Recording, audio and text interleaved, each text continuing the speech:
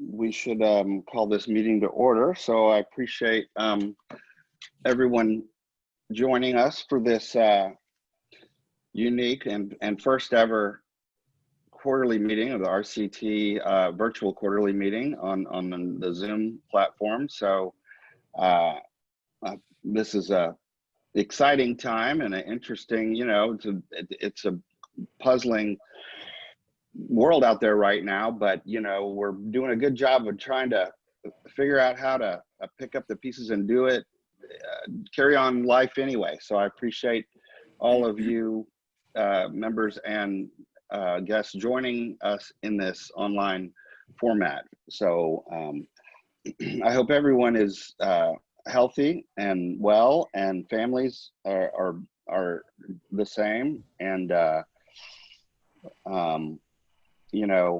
appreciate your flexibility and commitment and willing to adapt to serve the governor and the great state of Texas. So thanks for that. The first thing I'd like to do is introduce 4 new members that we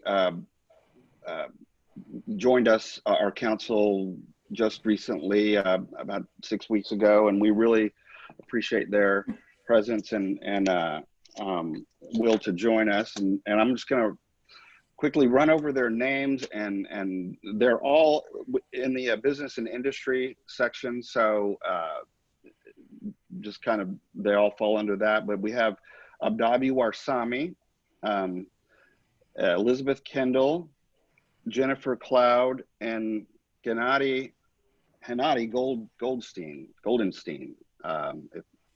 Sorry if I didn't get that exactly right, but through time we will all figure out exactly how to say her name and say it correctly someday, I promise. Gennady, so thank you. So thank all of you for contributing your time and joining us on the committee, and the council, and we really appreciate it. So we also have 2 very special guests that are joining us today. That would be Commissioner Aaron Demerson, who is a commissioner for representing employers. And then I didn't notice if he is arrived yet, but Commissioner Alvarez had planned to. Commissioner, do you have any idea about that? I see that he's on, but he's muted and the webcam is off. So I don't know. Hey, Lisa, Michael. Yes. Bobby, he was on at 11, and we told him the meeting we didn't start till 11:30, so he had to take a call. So he stepped off, and he will be back. Absolutely. Okay. Thank you for that, Bobby. Appreciate it.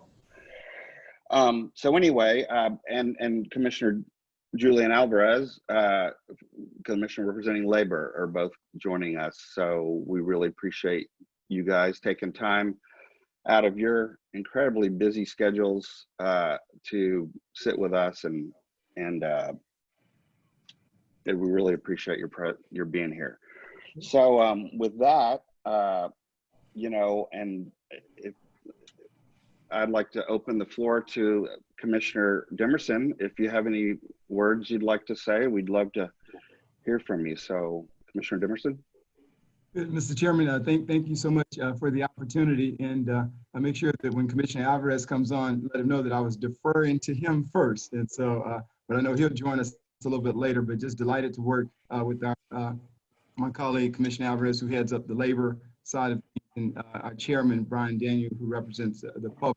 Let me just say thank you to the council for the work that you guys are doing around this particular time. And Chairman, you mentioned that these are unprecedented times and special times, and so we appreciate everything that you guys are doing to make a difference as we go forward. The new members that you mentioned that are part of the council, we appreciate their work, and glad to have them on board. Is Adobe, Elizabeth, Jennifer, and Gennady. I think those are the ones I represent, have the pleasure to represent the employers here in Texas. And so Governor Abbott appointed me to that position in August of 2019. Over 565,000 employers, 2.6 million small businesses. We get to advocate on their behalf, and delighted to do that.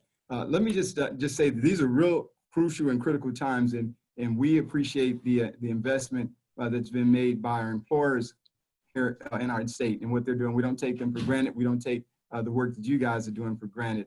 To put it in perspective, we've had over this week 2.65 million claims that have been filed, 2.65 million claims, and out of that, 2.4 million of those were COVID related, which is pretty phenomenal. $6.7 billion that we've paid out since the March timeframe up until May 20th. And out of that, 4.4 billion of that's part of the federal dollars that have come in. And that includes that additional $600 that's added in. And so there are special things that have been set up that we've never done before. We have our traditional unemployment insurance benefit that go out, and now there's a federal side that's been thrown in there based on the magnitude of what we're experiencing right now. You've probably heard about a lot of the phone calls that were coming in over the time period, and we've done some things to make sure that we're moving past that. We went from 4 call centers to 8 call centers. We've gone from 7 o'clock in the morning to 7 o'clock p.m., kind of staffing 7 days a week in that regard. Instituted a chat bot as well that we have named Larry in honor of our former executive director, Larry Temple. And so that bot is really helping us along from those times as well. Interesting times, you know, we've done the equivalent of about 3 years worth of claims in about a 2 to 3 month time period. And that kind of shows what we're doing, about 3 years worth of those things in that short of a time period. But even with that, we're still finding employers that are actually hiring out there. There are guys that we have layoffs, and so, but we have over 500,000 jobs that are listed on our Work in Texas website.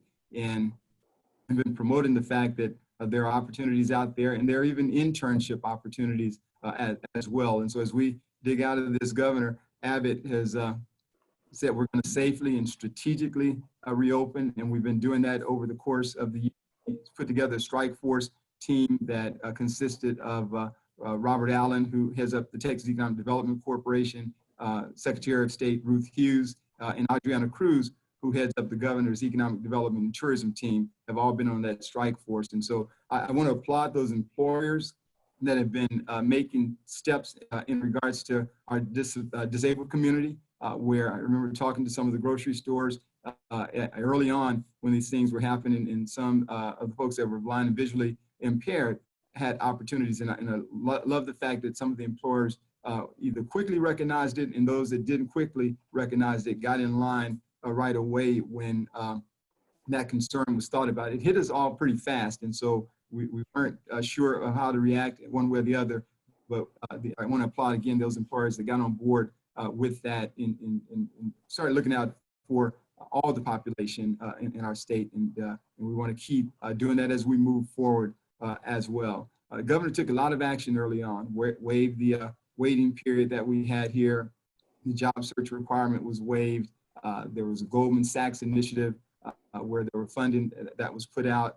We started allowing alcohol to be taken out of the restaurants. And so trying to be as flexible as we could to get through this. And as you guys all know, we're making great strides in that regard, and we're continuing to make sure that we're safe and sound from that standpoint. We're going to be pushing forward with the Texas hireability concerns and making sure that we are staying involved in big ways to make sure that we are doing what we can. And again, I represent the employers on this side, and anything that I can do on your behalf as we advocate. I'm excited to see that we have the industry representatives there on the council, and I want them to know, and want you guys to know, that my office is here to help out any way that we can as we move forward. The numbers are high, the phone call volume, over 1 million calls in a day, and that's just, I think the highest number they had were maybe 60,000 calls or something along those lines. But we are continuing to make a lot of progress in major ways, and Ed, Cheryl, and the team have been working tremendously to make sure that we're trying not to miss a beat in a lot of ways, and we're being communicating out. And so if there are any employers out there, we've held up over about 41 virtual town hall meetings. I have 4 employment attorneys on board here, and we've been answering questions. Those employers that have questions For early on, it was basically, we're shut down. What do we do? How do we react with this? Right now, we're reopened. And so you have situations where some employees are saying, we may not be able to go back, and it may be related to this pandemic, or it may be related to issues about what, the amount of money you're making in unemployment type situations. But we are answering those questions for those employers to make sure that they're armed with the best information possible to make the right decisions. And so our goal and role here in this office is to make sure that we are amenable to what you guys need from us. And Cheryl knows that our office is wide open to make a difference. And so, Mr. Chair, members of the council, if there are things that we can do on the employer side, we stand ready to do that. And I don't mind doing that at all. As a matter of fact, I've enjoyed some of my conversations with some of the members out of the disability.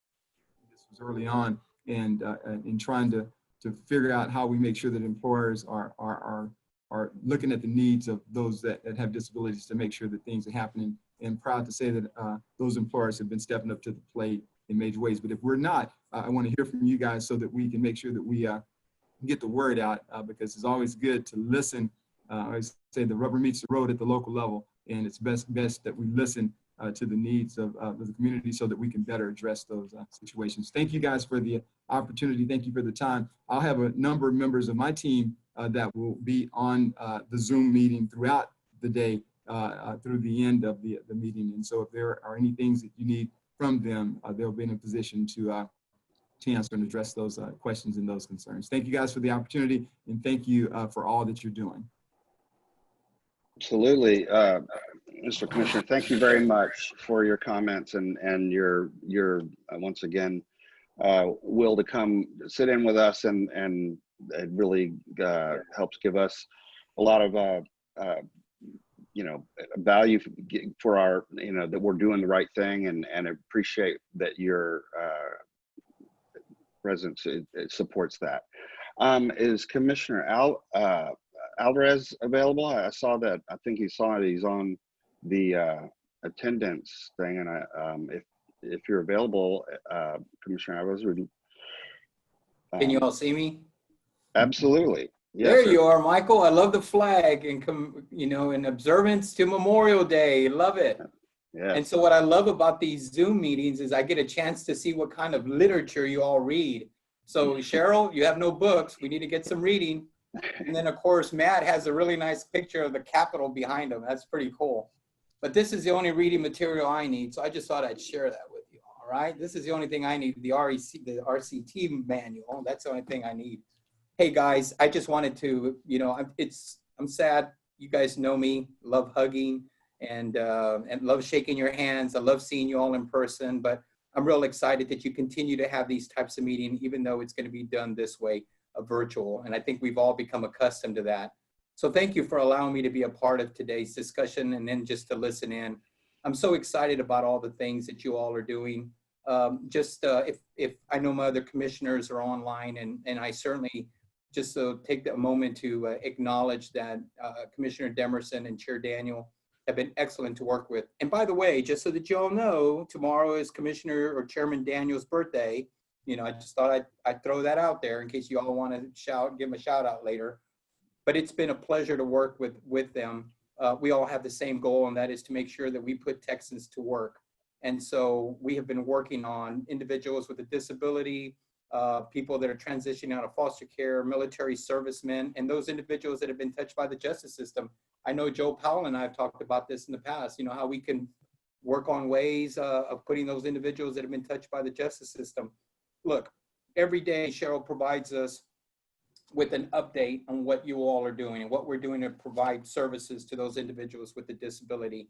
And I applaud her and everyone that's on the team, and including the new members that have now been a part of this great team, amazing team that you guys are, again, now taking part in. I just wanted to congratulate you for that, and your volunteerism, just the fact that you volunteer. You're not just meeting with us when we have these types of meetings, but you're doing the work that has been placed upon you all the time, and we appreciate that. So thank you for that. We're asking you to come up with creative ways to serve our customers. This is a great opportunity for us to experience what can we do different now. is this going to be the new norm where we're going to be discussing with folks, you know, that this is the way we're going to have contact? Are our counselors going to be meeting with our customers this way? Is this going to be the new norm? If it is, let us know what we can do to facilitate that. This is a great opportunity for us to share input. One of the things that I wanted to share with you is I have had the honor and the privilege to be traveling the state and working with Jonah, who you all know, and we've been very fortunate. You know, I don't know if you know this, but there's a gentleman by the name of, what's his name? Oh, God, I knew I was going to forget it. Chairman, what's his name? Well, anyway, this gentleman opened up for the first time, and it took time for this to happen, but he opened up the first deaf chamber of commerce in Texas. We started that in 2020, a deaf chamber of commerce. I mean, that's amazing. It's Jason Shaw is his name, Jason Shaw. I mean, that's amazing that he's done it. And he's had meetings. We had a virtual meeting already. He had one downtown Austin. Jonah was there. And then Cheryl and I had an opportunity to visit with some folks at the School for the Deaf here in Austin. And let me tell you, with the help of the commissioners, an active RFA was out there. And now we specifically have identified that portions of that award are going to be to facilitate individuals with a hearing impairment, or what they like to say, deaf students. That's amazing. And because of discussions that we've had with you, Daniel, and everyone that's on the call, Lisa, and all of you, and Amanda, and I could name them all of you all, thank you for what you've done, because you have provided us with some really good information. In 2016, when this marriage started to assemble, that was the best thing that could have happened to this agency. And so, Michael, my hat's off to you and your board, your advisory committee, to all of those that you work with. I mean, please keep in mind that the Workforce Commission is committed to making sure that everyone has an opportunity to train at the very best that they can, and that we offer all of our services to the full potential. I mean, I can think of an instance where a JET program that Aaron used to be in charge of, where equipment at Lamar Institute of Technology specifically identified a welding station. Listen to this, a welding station that was to accommodate a gentleman who was in a wheelchair. And that gentleman's working now in Beaumont. So thank you for that. Those things wouldn't have been, I would have never known, or the commission would have never known about these great ideas that you have if it hadn't been for the opportunity to meet with you all. So I don't want to take any more valuable time from this meeting. I just want to congratulate you for the great work you do. I'm very, very fortunate to be in this position to help you, and anything that I can do, or that my fellow commissioners can do to facilitate that, please let us know. So thank you for allowing us to be here. Like I said, here's my book. I just want you to know my reading material. I got this in February. So thank you for everything. I look forward to continue working with you. Thank you so much, Mr. Commissioner. We appreciate, once again, your being here, both of you, Commissioner Dimerson. And, you know, it's our first virtual quarterly meeting, and we're got a lot of good people that have worked to put this together, and it's really appreciate you guys being part of this. So Michael, this is yes. Lisa. Yes. Hey, would you like to just have the existing members introduce themselves to our new members so they can know who we are, and we can have the new members say hello as well? Well, we could of course do that, and I thought we might extend to the commissioners also, if you guys wanted to remain and hang out as long as you want on this call, but we know you're very busy, so if you must cut out and go take care of some Texans that are you know, trying to get work or something, we certainly understand. So we appreciate that. Hey, so, Michael, I appreciate yes. that. And just so that you know, at Texas Workforce Commission, we prepare individuals for careers and not jobs. So just so that Very you know. well. Okay. Just want to make a correction there. We prepare individuals for careers. And so, but thank you again for allowing us. I may have to step out in a minute. Oh, and by the way, now I have to say my speech in Spanish. Ustedes. No, I'm just kidding, everyone. Didn't want anybody. I don't want to take any more of your time, but thank you for allowing us to participate. Absolutely. Mr. Thank Chair, I you. mentioned that we'll, if I do step away, we'll have members of my team that's going to be on the call for a while. So, okay. You certainly did. So thank you guys so much for being here. It's very rewarding for us. Actually, second in a row now, a second quarterly meeting in a row. So we appreciate it very much. Lisa, yes, I would love to do introductions all the way around. I thought we might hold that for later, Sure. and maybe, and then of course do full in-person introductions when we're able to meet at the Chris Cole Center per our normal routine. But so let's see, with that,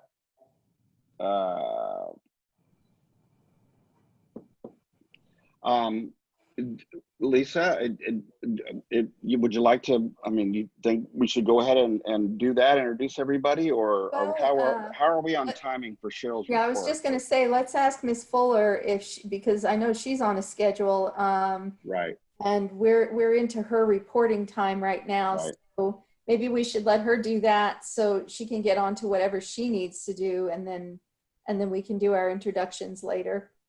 Let's do that. Thank you. Ms. Fuller? Good morning, everyone. And I have cleared my schedule. I was able to move that meeting that I had right in the middle of this time. So I am with you for the duration. And if you would like to have member introductions to kick us off, I am happy to adapt. I had prepared to adapt a little bit my update so that you can do member introductions as we get started if you'd like.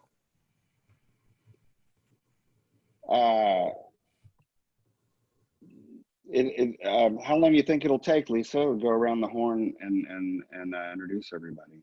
Oh, I don't think it should take too long. Nobody's going to make a speech. Okay, so Lisa, That's this true. is Commissioner. I thank you for that. I think it's a good suggestion. I'd love to meet those members or know who they are, and so. Well, good. Yeah, That's really let's good. go ahead and do that then. Is there an order we should go in, or just? I'll just, you know what I'll do is I see everybody's screen, so I can just, as long as people don't keep popping in and out, I think I'll get everybody. So first person that I see on my screen is Paul. So Paul, if you want to introduce yourself, you can unmute yourself. Okay, I'm Paul Hunt. I've been a member since 2015. I actually term out next year. It's unbelievable how time flies. Formally, I represent people with disabilities, advocacy organizations like the American Council of the Blind, et cetera. But I'm also a provider. So I have a dual interest, so to speak. Thanks, Paul. I'll introduce myself because I'm next to Paul on the screen. And so my name's Lisa Majeski. I'm the vice chair of the Rehab Council. I represent business and industry. I own a medical billing and consulting firm, and I've actually been stay at home since 1999. So this has not been a huge,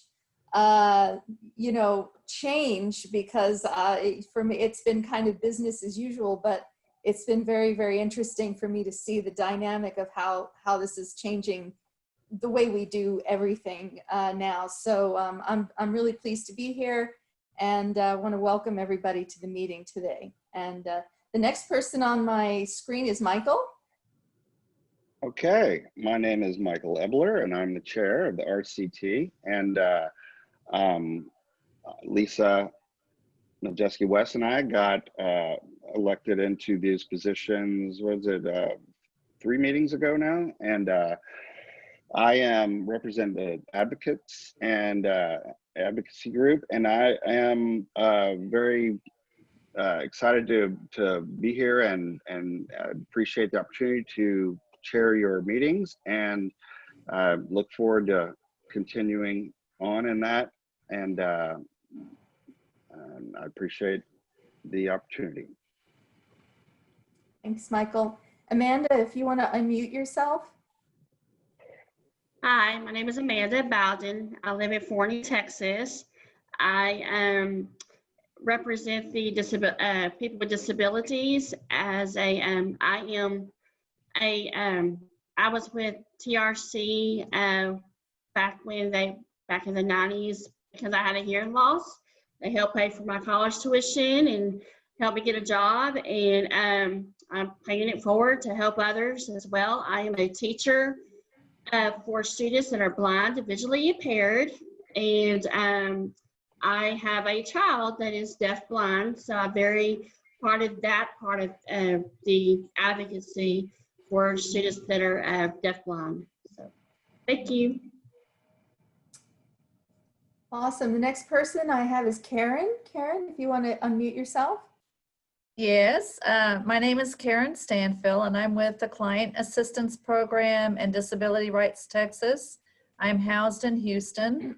The Client Assistance Program helps people who are clients or want to be clients of the vocational program. If they have issues, concerns, or questions about their services, they can contact our program and we can help them navigate the system. I've been on the council, I'm trying to think, since probably 2001. And before working here at Disability Rights Texas, I was actually a vocational rehabilitation counselor for 15 years. Thank you, Karen. Next, I have Elizabeth Kendall, one of our new members. Hi there, I'm Elizabeth Kendall. I am in San Antonio, Texas. And before I forget, I was just talking with Lisa G. As a reminder, we do have closed captioning on this meeting. So she wanted me to mention we have that option at the bottom of your screen. I come to you from HEB. I lead out the HEB Bridges program, which is our disability hiring program and disability inclusion as it relates to HEB across the company. I previously was a vocational rehabilitation counselor in 2014, 2015 in New Braunfels. So this is my stuff. I love it. And I'm so excited to join the council. So thank you for having me. Awesome. Cheryl, we've got you next. Good morning. My name is Cheryl Fuller. I am the director of the Vocational Rehabilitation Division at the Texas Workforce Commission. I am so pleased to be here this morning and also to meet the new members. I look forward to meeting you in person one day soon. Commissioner Alvarez, I promise there's a whole wall of books just off to my right. I'd even show you if I could manage it without disconnecting myself. No, don't do that. Anyway, I'm pleased to be here this morning. Look forward to visiting with you later today. Thank you, Ms. Fuller. Next, I have Bobby Hodges. Bobby, would you unmute yourself? Yes, good morning. I'm Bobby Hodges. I'm coming from Fort Worth, Texas. And I'm the representative for community rehab providers. And also I serve as the chairperson for the Membership and Education Committee. Thank you, Bobby. Next, we have Lisa Cowart. Hi, I'm Lisa Cowart. I am in Beaumont, Texas, and I am the appointee to the committee for the Parent Training and Information Centers. And gosh, I guess I was just appointed in 2019, kind of late. And then most recently, or I guess currently, I am the committee chairperson for the Customer Satisfaction Needs Assessment. Yes, you are. Yes, you. And she has been very busy lately, so we'll talk more about that later. Gennady, we have you next. If you would unmute yourself and introduce yourself to everybody. Yes. Good morning, good afternoon. I'm Gennady Goldenstein. I've been appointed in just February of 2020. So interesting time to join, of course. I formally represent the business and industry part here, although I have a disability myself. So my interest in this is both professional and personal. I am in Dallas, Texas, and I have leveraged my extensive corporate career in a variety of industries, automotive, aerospace, industrials, restaurant, technology, into a consulting business where I work with companies in Texas as well as across the U.S. on topics of innovation, product development. And this topic is very near and dear to my heart because, as I mentioned, I have a disability myself. And I always struggled with this idea. Why am I the only one in the boardroom with a limp, you know, or why am I the only one in the boardroom with, frankly, any disability? So I'm really passionate about this and really looking forward to serve people of Texas and Commissioner Alvarez, which you mentioned, really speaks to me. This is all about careers, not jobs. So look forward to this, guys. Look forward to working with all of you. Thank you so much, Gennady. Next, we have Joe Powell. Good morning, everybody. Well, it's afternoon now. My name is Joe Powell, and I'm a young person in long-term recovery. What that means is that I haven't had a drink of alcohol in 32 years. It'll be coming up next couple of months. And it's only because of recovery that I'm able to be the president and CEO of APA, the Association of Persons Affected by Addiction in Dallas, for 22 years, which the government put in place 22 years ago for people that have disabilities of addiction and mental health. So we work with people with mental health challenges as well as addiction, and of course, and we provide recovery support services. That means anything, any employment, careers, housing, any supports that they need, as far as whether they are veterans or homeless, the justice involved, anyone that's challenged by addiction and mental health challenges, our job is to provide recovery support services. And we are connected with Health and Human Services to provide certified peers, to train people to be certified peer support specialists in the state of Texas. So I am on the education committee and membership committee with Bobby, as well as an advocate in person and long-term recovery. Thank you, Joe. Thank you, Joe. Next, we have Jennifer Klaus, another new member of the RCT. Welcome, Jennifer. Hi there, everyone. Good afternoon. Of course, Jennifer Klaus is my name, appointed just in February, as Lisa pointed out. I represent industry, so I am with McLean Company. I reside here in Temple, Texas, not far from Austin. I am the Diversity and Inclusion Manager, been there for 7 years, almost 8 years. I also, prior to this, I was in public workforce development, have worked in actually 3 workforce development board areas. Also, I received VR services from TRC. I'm kind of dating myself. Back in the 90s, so I really value and the importance of the VR program, and I look forward to it. Thank you so much. Thanks, Jennifer, and Thank you, welcome Jennifer. to the council. Next, we have Matt Barron. Hey there. Sorry my ear keeps disappearing, but I like the background. But anyways, I've had a long-standing history with VR. I was in a bull riding accident in 2007, which paralyzed me, and now I function as a C5 quad. And so I got hooked up with VR in 2007 or 8. And so I went back and finished my degree and became a counselor myself. So in 2013, I became a VRC, practicing that role for about 3 or 4 years and promoted to a program specialist, and then eventually to a supervisor. So I served in the Abilene office for about 5 years and then transferred back up to the Wichita Falls office, where I'm currently continuing my role as a VR supervisor. I'm currently in Scotland, Texas, which is about 20 miles south of Wichita Falls, which is where I'm currently living for the time being, but we eventually want to move to Windthorst, which is a little further south. But anywho, I've been on the council as a VRC, as a VR counselor representative back in 2015. And so I will go off again, I guess, next year, October of 2021. But I have a strong desire to, I know the difference it's made in my life, VR has, and so I just want to continue making sure we are serving those individuals and helping them develop meaningful careers. So looking forward to spending my rest of my year and a half here and working with you all to continue making this the right direction. Thanks so much, Matt. Next, we have Roderick Robinson. Hello, everyone. I'm Roderick. I'm out of McKinney, Texas. Been on the council. I was appointed in 2018 fall, and on the council, I represent business and industry.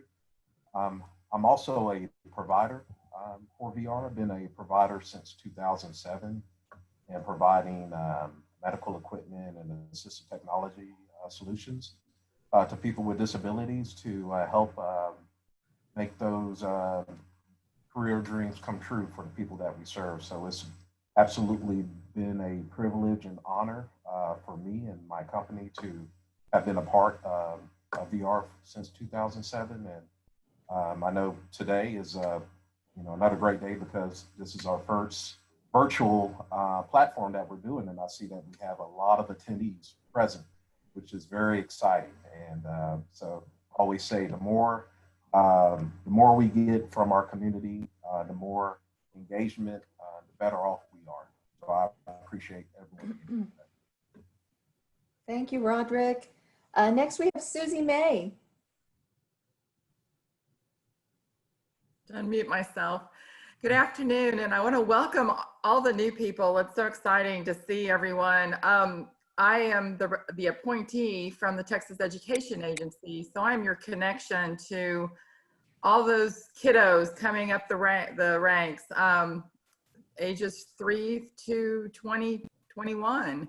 And so my work is governed by the Individuals with Disabilities Education Act, which is otherwise known as IDEA. And since I've been on the council since 2015, I've seen the Workforce Innovation Opportunity Act that has come into play. And so I have a lot of work with the Texas Workforce Commission via a memorandum of understanding and what we are bringing to the schools. And my term, I believe, is going to be up in October, but it's been real exciting to see everything that's been going on for the last 5+ years. So again, welcome everyone. I'm really excited to work side by side with you all with this endeavor. Thank you, Susie. Okay, next we have Lindsay Gieslin. Hi guys, good afternoon. You just missed my 8-year-old assistant barging into the room, so I apologize. Sorry on that. She was cooking her own lunch. So so I am Jennifer, just up the road from you in Waco. I actually live in Lorena, which is right outside of Waco. I have been working from home as well for probably about 4 or 5, no, actually about 8 years now. So I'm kind of used to this, this new hybrid of work from home. I am your council liaison coming from the Texas Workforce Investment Council. And so, so I'm your liaison representing the Texas Workforce Council, and we'll be providing reports back and forth. I come from the business and industry, specifically with a background in construction. So that's me in a nutshell. I'm fairly new to the board. I'm in my 2nd year, I believe. And so I'm fairly new and excited to see all you guys in person. And if you need anything from me, just let me know. Thanks, Lindsay. All right, next we have Crystal George. Hi, everyone. Crystal George +1. Exactly, yes. I am due to have my 3rd child in a little over a month. My 6-year-old assistant is running around somewhere here today too. So I definitely understand where Lindsay's coming from.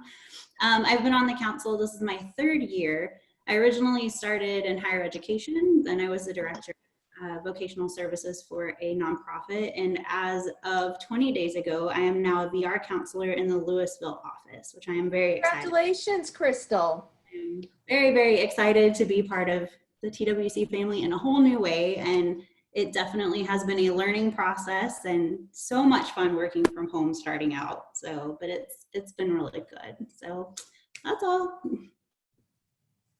Thanks so much, Crystal. Next we have Abdi. Abdi, can you unmute yourself and introduce yourself? He's another new member. Hello there. Thanks for having me. And yes, I am a new member of the group, and I am honored to be part of this group. I represent the business and industry, and I am someone also with a disability. So this has been a passion of mine for the last 30 years. And in terms of the industry, I've been in the telecommunications sector in the last 15 years. So I internally advocate for employment for people with disabilities at the workplace. And so this is an area that I've been passionate, and I'm excited to be part of it, and like to bring my expertise and insight. Before I go, you mentioned about book. I think you see this book. So I've written a book, and I do, like all of you, to have the opportunity to read. It talks about my story from the beginning in East Africa all the way here, and my success in corporate America. Thank you. Yes, Abdi, thank you. It was great to get to have a conversation with you on the phone, as I did with the 4 new members, and it was inspiring to hear more about your story and your book, and we look forward to meeting you in person. So, welcome. Thank you. So we have some more people here, but I think everybody else does not have their cameras on. I see that Crystal George is on. Crystal, can you unmute yourself and introduce yourself?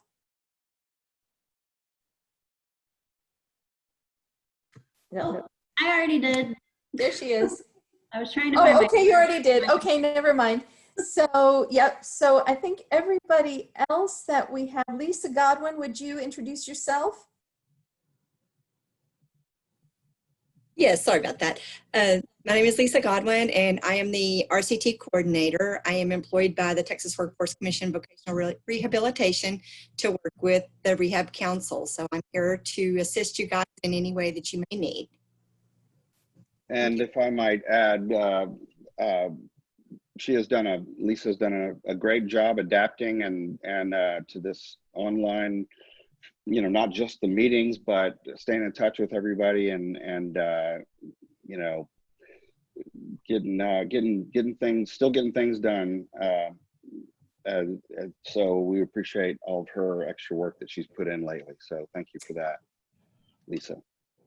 Yeah, thank you so much. And I think the only other person that's an actual council member that is not on video is Crystal Stark. Crystal, are you there? If you are, would you unmute yourself and introduce yourself to us? Thank you, Lisa. Hello, everyone. I am Crystal Stark. I'm located in College Station. I am with TWC VR. I came in with Matt actually in 2015 to the council as a VR representative. Or VR counselor, VR counselor representative. I have been with Legacy Division for Blind Services, and well, even before that, Texas Commission for the Blind, and now, of course, TWC VR for a little over 15 years. So I'm happy to be a part of the council and just want to say welcome to all the new members. Thank you so much. And I think Adam Leonard, you want to introduce yourself? I see you've just come on. Actually, yes, I've been here. I just had the camera off so that it wouldn't be distracting as you saw me looking between multiple monitors, picking things up and taking notes. My name is Adam Leonard. I am the Director of Operational Insight at the Texas Workforce Commission, which is the division that's responsible for both kind of compliance reporting, management reporting, data analytics, and trying to unlock the data that we have, our history, in order to basically improve our future. Adam, and then I think Chris, are you on? Speckert?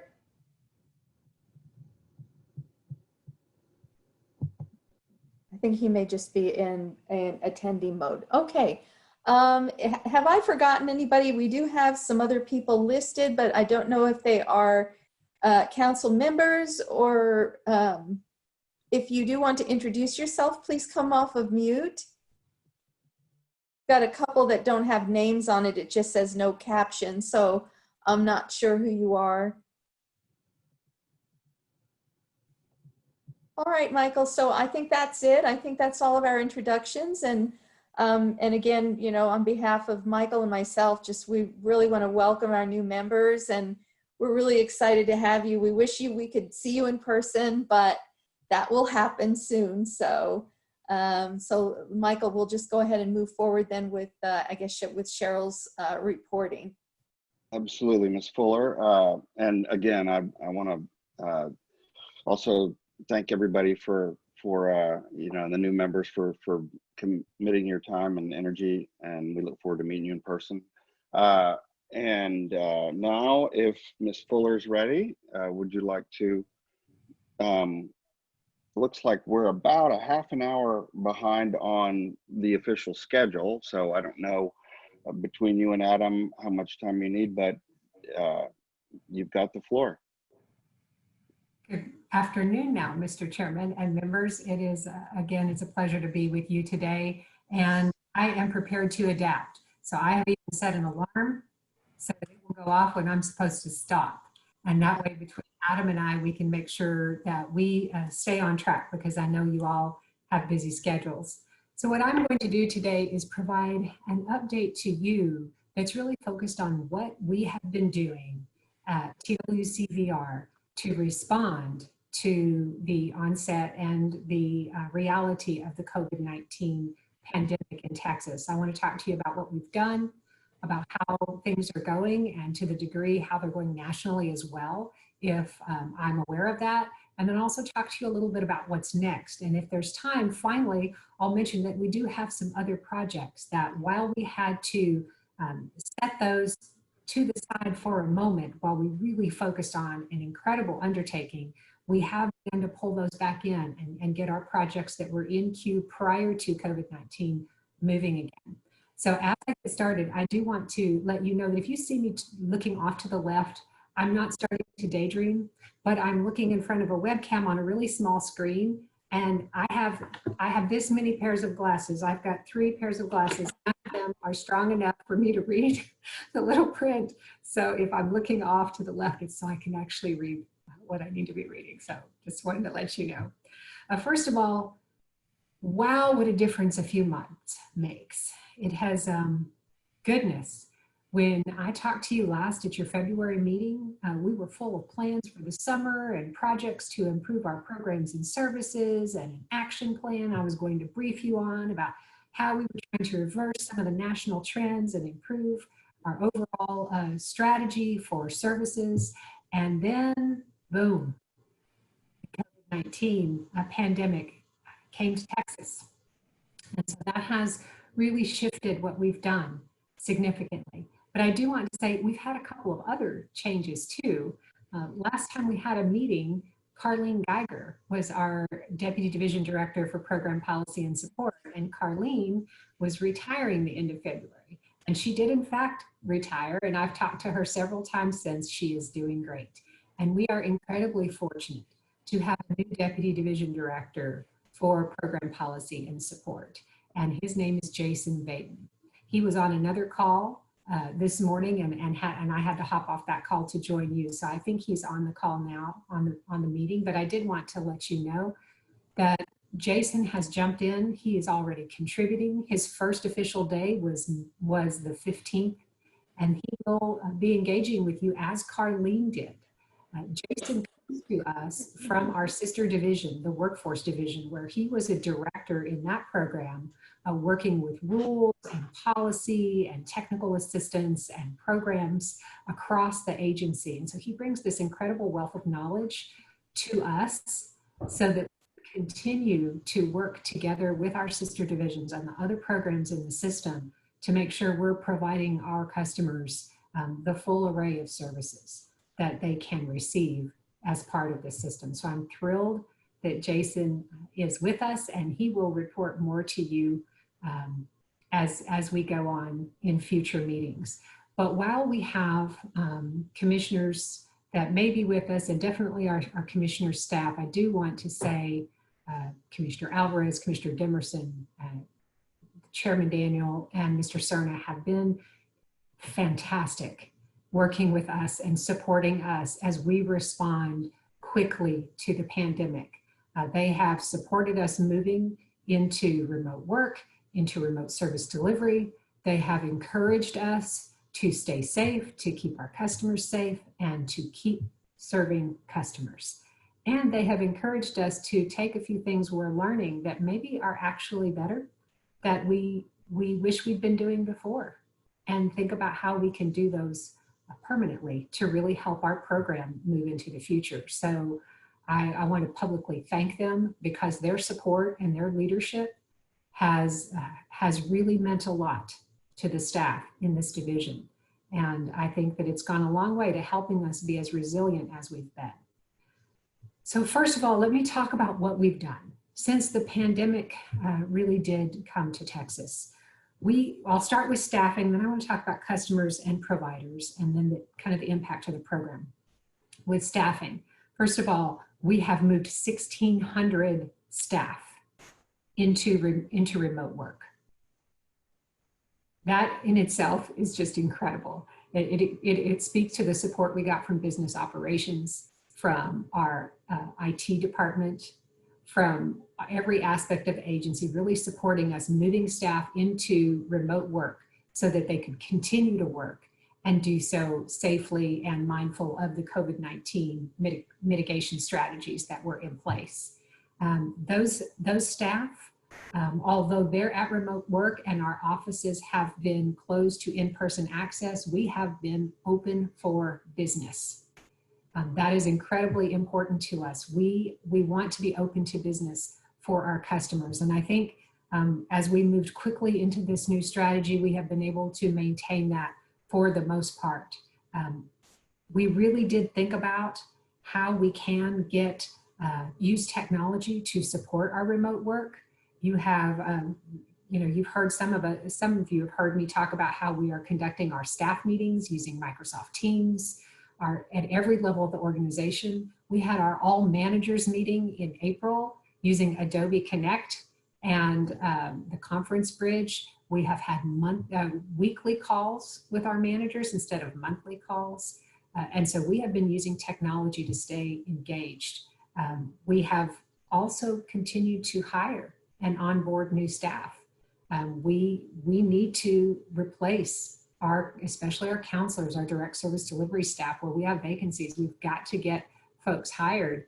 And thanks to our agency HR department, we have been able to hire and onboard remotely, but we have also, thanks to our training and development department, been able to provide training to new counselors and rehabilitation assistants online. So our T&D department, as we call them, they would hold in-person week-long classes for our new counselors and our new rehabilitation assistants. And that's really not feasible when travel is not advised and when we are staying home and working remotely as much as we can. And so they have shifted their whole strategy for training to use remote platforms and still have interactive training processes. And I would imagine our vice chair is very familiar with that kind of training given the work that you do. So we have been able to continue to train our new counselors. Now, we're learning, and I know we'll continue to improve all of these processes, but we have continued to work every single day. I joke often that I have not missed a meeting. In fact, I may have more of them now because I don't have to get up and go to another room or another building. I just have to click to another screen. And that's what you're experiencing too, probably. When it comes to our customers, as we move staff into remote service delivery, it was just incredibly important to us that we stay open for our customers. And so some of the things that we have done and you have heard about is we've implemented temporary exceptions to our processes in our VR services manual and in our standards for providers, because we wanted our staff and our customers to be able to have the flexibility they needed where possible to safely serve our customers and really to serve our customers remotely. And a couple of examples of what these exceptions look like is where we had required handwritten original signatures. I know some of you are wondering why we were still doing this, given how many processes in our world today are electronic, but we still have those processes for service authorizations, for invoicing, for certain customer approvals. We implemented ways to do that electronically.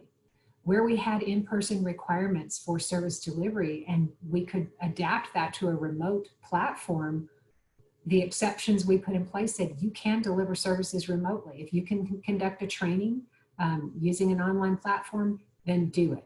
So those are the kind of exceptions that we implemented very quickly with the support of our leadership so that we could keep services going to our customers. But we were concerned that our customers may not know we could still serve them. So our counselors were given a letter to send out to their customers saying, we're implementing these strategies to keep you and our community safe, but we're still here. Here's how you get a hold of us. We have, with the support of communications at the agency, used social media to make sure people know we're still here. We have also put information on our website to make sure they know we're still here. And then our staff are really reaching out to their referral sources in their communities to make sure they know, hey, VR is open. We're here to serve our customers. Please send us individuals who may need our services. And I'm hearing every week on the manager calls how our staff are thinking creatively about how to reach out to potential customers. For example, in one region, they are going through the list of faith-based organizations and churches to reach out to say, did you know about VR and do you know we're here? In other areas, they're making sure they circle back around to all of the community organizations they work with. So that's something we're doing to just do our best to make sure that both current customers, but also potential customers know that we are here.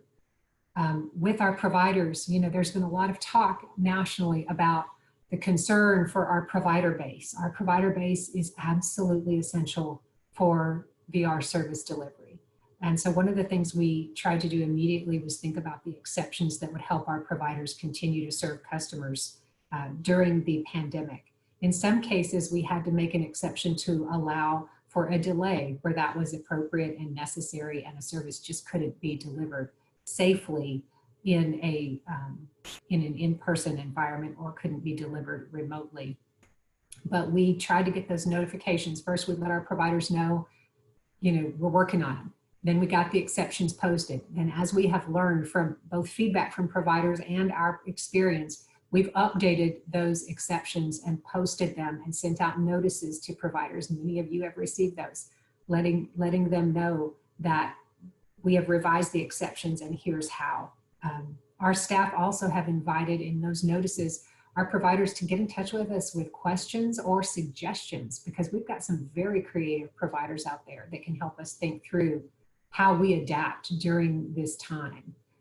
And our staff use that information to develop and record a webinar that's posted on our webpage for provider resources to answer some of those questions. We're also partnering up with Bobby so that we can have a conference call with our providers in early June. This one will likely focus on just giving them an update on what's been happening, but also asking them how things are going. But we intend to do these calls quarterly going forward to give our providers more opportunity to just give us some feedback about how things are going. And so we're trying to reach out to them. And I think that it's just really important for us to acknowledge and thank our providers who have worked very quickly to adapt what they're doing so that they can keep serving our customers. We've been really grateful to learn that. So those are a few of the things that we have done. It's been an incredible amount of work, but everybody has worked hard toward the same goal so that we can get these pieces in place really in record time when you consider a system of our size. You know, 127 locations across the state, 1,600 staff, policies and procedures, hundreds of providers. And so we have worked diligently to do that. We have learned a lot of lessons along the way and have had the opportunity to share on 2 national webinars what we're doing and how we're adapting. So what is the impact overall? I will tell you that VR nationally has seen a significant drop in customers coming into the program. Like significant, as in very sharp drop as the country went into the pandemic. Now, that is not unexpected. First of all, VR is not a program like SNAP or like unemployment insurance that provides funding or resources for basic living needs like food, clothing, and shelter. That's not the intent of the program. However, that is top of mind for many Americans and many Texans. So we understand their focus is going to be there in the immediate onset of a pandemic. We also understand that when we're all staying home as much as we can, we're not going to have folks engaging as much in new services. So we have nationally seen a major drop in customers coming into the program. And that means we have been spending less in our grant. And that has been a concern among all of the VR agencies. And we've been communicating to our national association that this is what VR is experiencing, and we really need their support in requesting waivers so that we can extend our grant funds for another year and we can have some flexibility. That we think is incredibly important because we believe that our outreach efforts, which will continue and be very proactive and we would appreciate your assistance with, we think that combined with the number of individuals that will be entering job search when the federal pandemic unemployment assistance stops in July, when work search requirements are again in place, the number of individuals looking for work is going to increase, we think exponentially, and that will include customers that need us. So we want to be ready to serve them. And that's why these extensions are so incredibly important to our program. RSA, our federal oversight agency for new members, that's the Rehabilitation Services Administration at the U.S. Department of Education. They have heard our requests, and the Secretary of Education did include some of those waiver requests in her report on the CARES Act to Congress. So we are very hopeful that we will receive those waivers. Our federal agency cannot just give us a no-cost extension without approval from Congress because that's not something they have the authority to do. I think one of the things that has concerned states the most, including Texas, is the impact to our services to students. You know, summer is our busiest time. We have summer earn and learn, work-based learning activities, paid work experience. We have camps, residential programs, from Explore STEM to some of our university camps. Those are happening all over the state.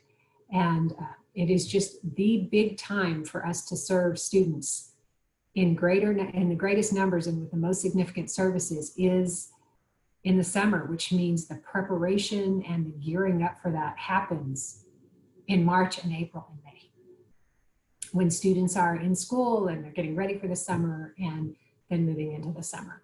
So as you can imagine, just like our colleagues in education, I cannot imagine how their system has worked because they've had to move to online learning and remote work, and they've had to do that in just even larger, to a larger degree than we have. But they have been very focused on that, and they've been focused on getting students through the school year. And so this has not been the time for us to jump in and try to take some of that attention that they really need to focus on helping students complete their school year and consider what they're going to do for the fall. So we did have to cancel a number of our programs that are in the summer because, one, we're not bringing students in for group training, group camps. A lot of institutions made a decision not to do that this summer. And we just didn't have the gear up time when we were in the mitigation strategy phase that we've been in the last 3 months.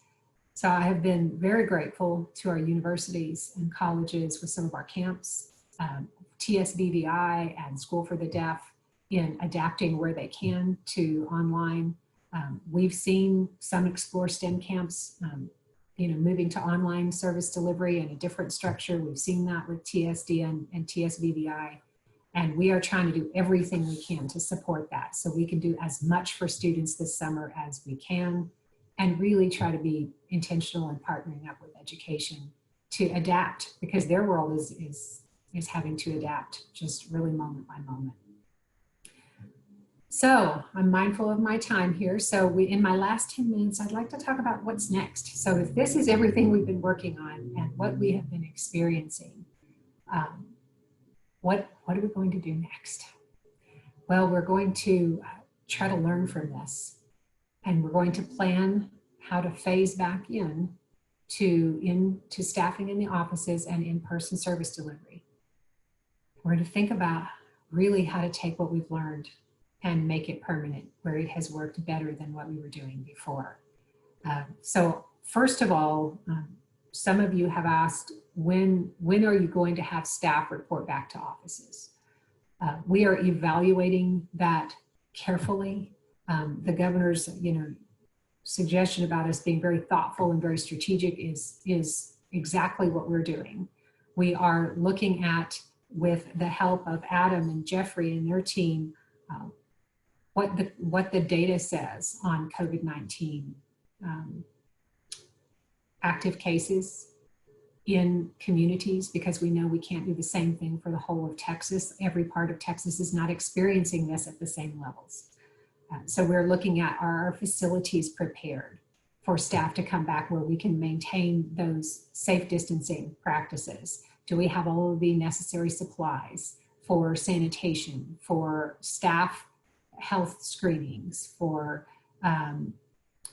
making sure that we have traffic patterns considered so that we can maintain those safe distances? So we've got to make sure our locations are prepared and we have the necessary supplies and protocols. And then we need to look at what the data says about how prevalent COVID-19 is in an area and how likely it would be for one of our staff to interact with someone who has COVID-19. So we anticipate being in remote work definitely for the rest of May and probably into June, but you will see as we get into June and July, us, as the data and the strategies indicate, you will see us begin to go back into offices in smaller numbers. You hear the governor talking about up to 25% for staff in office buildings. That's our environment. So up to 25% staffing, probably not customer engagement in person at that time. And then as we see conditions improve more and we begin to have in-person customer engagement, we're thinking about different strategies to make sure we keep our customers safe. We're thinking about curbside. If it is something quick, a customer needs to pick up a piece of equipment. They need to sign something that can't be handled electronically. Is there a way we can safely do curbside? Is there a way as we start back that we go by appointment only but have designated locations where we can have that distancing for our customers and make sure that they stay safe? We will lead with remote service delivery through the summer to the degree we can, because we believe that is the safest strategy for our customers. We don't want them to have to get on three buses to come to us if we could have a meeting with them this way. We want to be very mindful that based on the data that DOI has helped us look at, 20%, just over 20% of our current customers have one or more of the high risk factors identified by the CDC. So we really need to be careful and thoughtful. And it is because of that that it is unlikely that we will be going into the homes of customers anytime in the immediate future. We really have to be careful that we are keeping our customers safe, but also protecting our staff. So we'll continue to work through what we need to do that safely. So expect to see us phasing back in different parts of the state based on the conditions and the readiness of that location. And I will certainly keep you posted. Also, we are working actively to do what I would consider a systems check, is what we're calling it, with our board partners, particularly where we're co-located, to make sure VR is an option in their phone trees, that VR is named on their websites, that we have our referral processes down, so that as we begin to phase back in person and customers start to do their work search, they can find us. Finally, we're also looking at those policy and procedure exceptions in the VR services manual and the standards for providers. Some of those that are set to expire the end of May need to continue through the summer, because we're not through this. We continue to hear our experts as they work to safely reopen the state say you have to continue these safe distancing measures. And so some of those exceptions will be very important through the summer. And so we are preparing recommendations to provide to Mr. Cerna for extending some of those through August. But we've also learned, as I said, we've learned a few things. Goodness, we could do more electronically in VR and be a little bit more current with the world around us. And so there are things that we would like to consider putting permanently in place to support remote service delivery in electronic processes. And that would mean permanent changes to the standards and the VR services manual. So that is a discussion item coming to a policy committee near you. So the policy committee will soon be asked through the summer to take a look at those things we'd like to make permanent. And your feedback to us about how we can really embrace the opportunity to do things differently to benefit our customers is just going to be so important to this process. So I really look forward to that. And let's see, I've got 3 minutes left. We also want to think about what else we need to do to support our customers. Are there new services? For example, can we have our providers equipped and enabled to offer training to our customers in social distancing practices, how to work remotely or how to engage in remote service delivery, and how to deal with some of the anxiety that this situation has really heightened in the public at large, and certainly our customers. Our customers, in order to make good informed choices, they need to know what should be expected of the providers, but also the community around them when it comes to social distancing, so they can advocate for themselves.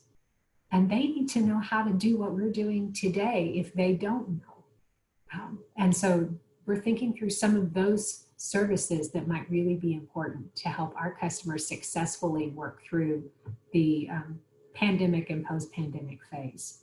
So with that, what I will do is I will stop.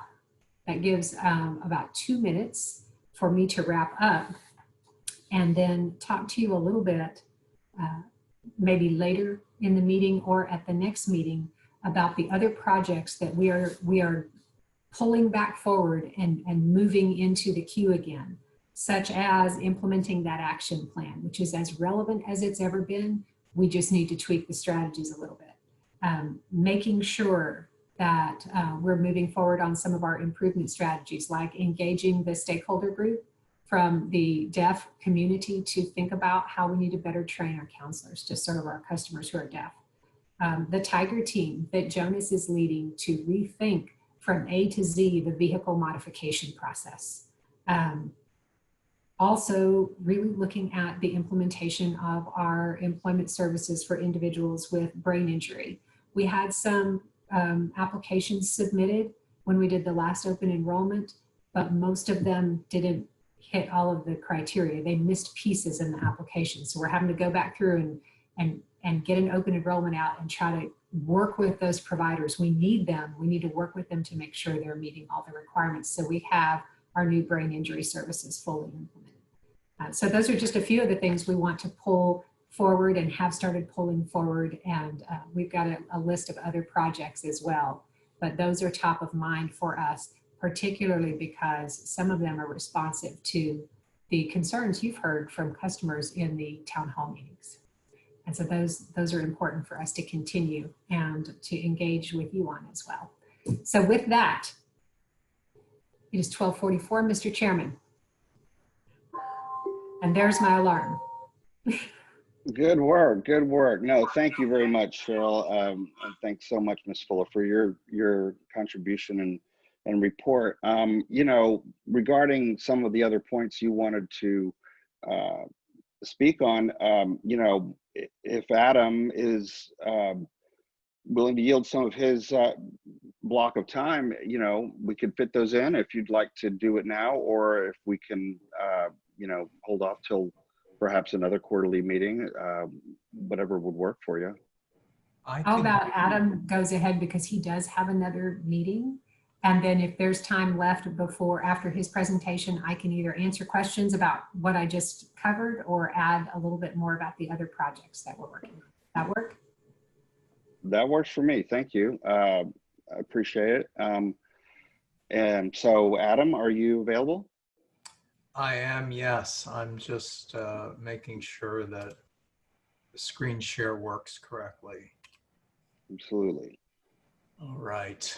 For those of you who are using a monitor here, can you see the slideshow? I'm displaying slideshow. Absolutely, yes. It's right. Full screen, so we're all good. right, cool. Thank you. I just wanted to be sure because, you know, it's done plenty of this in Teams, less in Zoom. So I think there will be a fair amount of time to go back to Cheryl unless there are a lot of questions or whatnot, because really, if you think about where we are right now, like what kind of matters, right? Which is the state that we're in and the shift that we're in. Looking at what happened to people who exited 2 years ago or a year and a half ago or whatnot, while it matters, it may not be all that relevant to, you know, to kind of our current circumstances. Adam, So, Adam, yeah. Excuse me. Hey, could you just do me a quick favor and introduce what it is you're doing for our new members so they understand what we're looking at and what kind of reporting you give us? Sure. So every quarter we go through and take a bunch of the agency's official performance measures, and we basically report on the status of each measure.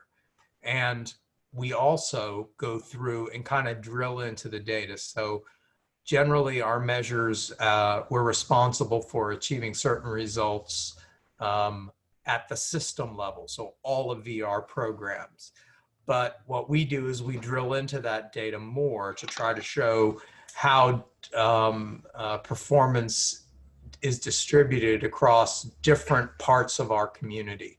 So we look at some regional data, and then we're also looking at data on primary categories of disability. And we recognize that if you get into, you know, primary alone may not tell the full story.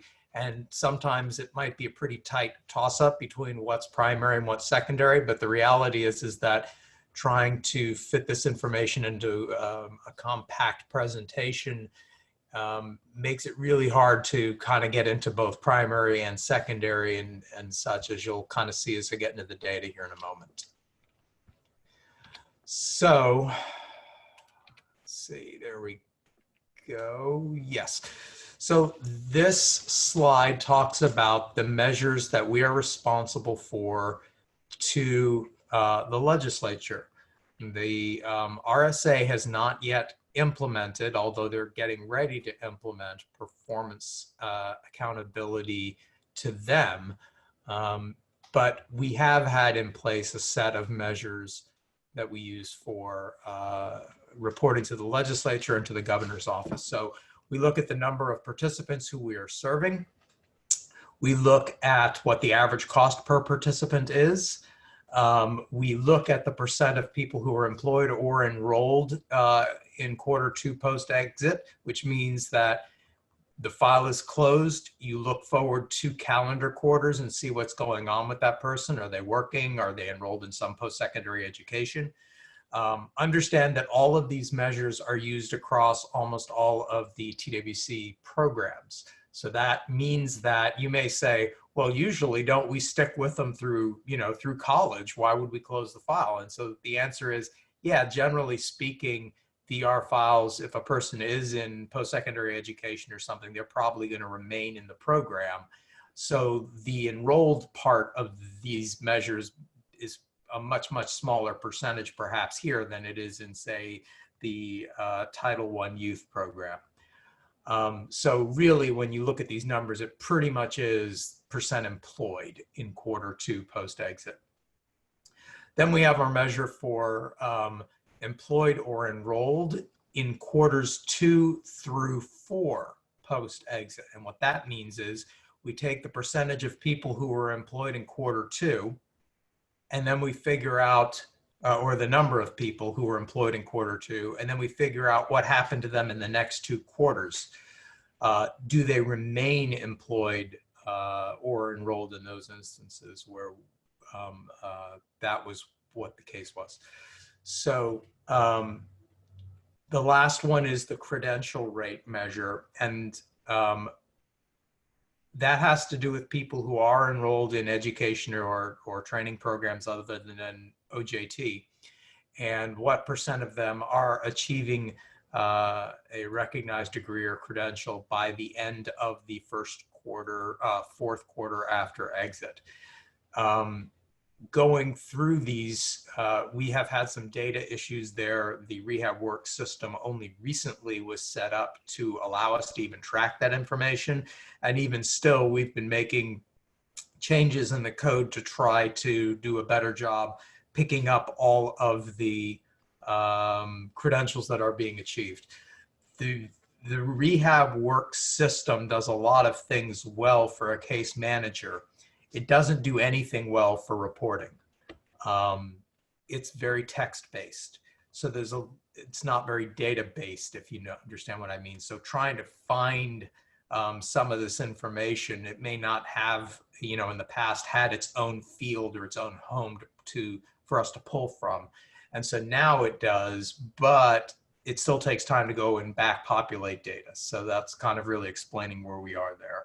Our belief is that performance is probably considerably higher than what we're able to report, just because, anecdotally, you talk to VR counselor staff and they talk about people completing high school or completing a secondary education of some kind, post-secondary of some kind. It's just not documented where we can get to it yet. So that's the only measure right now that we are not meeting. And we do expect that by the end of the year, the numbers should be somewhat better, although probably still in the minus P category. And so we're going to continue to work to support VR with this. One of the tricky parts of this is simply that there aren't a lot of tools for the counselors to kind of nudge them to do follow-up. And this data doesn't come in electronically. So it's not like we know when a person completes high school or completes college somewhere. We pretty much have to ask the student, which is the participant in this case. And that's something that post-closure follow-up kind of thing is not built into the historic service delivery model this way. Having post-exit performance accountability just wasn't part of the old system. And it is obviously now, but it's an area where we need to build some reports, build some tools to help Cheryl and her staff know who they need to be doing this follow-up on. So in terms of what our performance is otherwise, we're generally in good shape. Our participant numbers are meeting. So under status, we have what we call MP, which is meeting performance, plus P, which means positive performance, and minus P, which means negative performance. And we are just barely meeting where we need to be in terms of participants served, like being on schedule.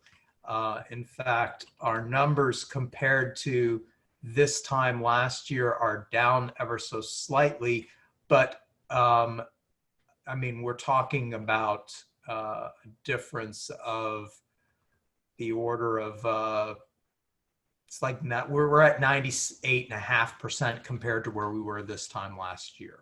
And if I go forward into March, because we have March data, it's not in the presentation, but if I look at March, we're actually at 99.29% of last year's performance. So that's pretty good.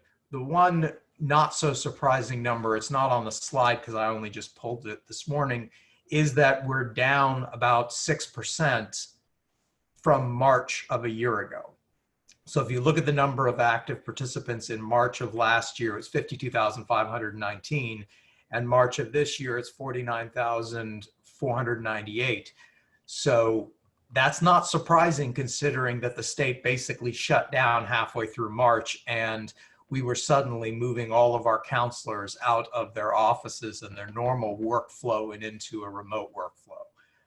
So we're certainly hoping that as that adjustment, people make the adjustment, that we'll start to see some of those numbers go up. But clearly a program like this that requires, or that has traditionally had an awful lot of direct contact between staff in the field, definitely is impacted by the situation, perhaps more so than our other programs.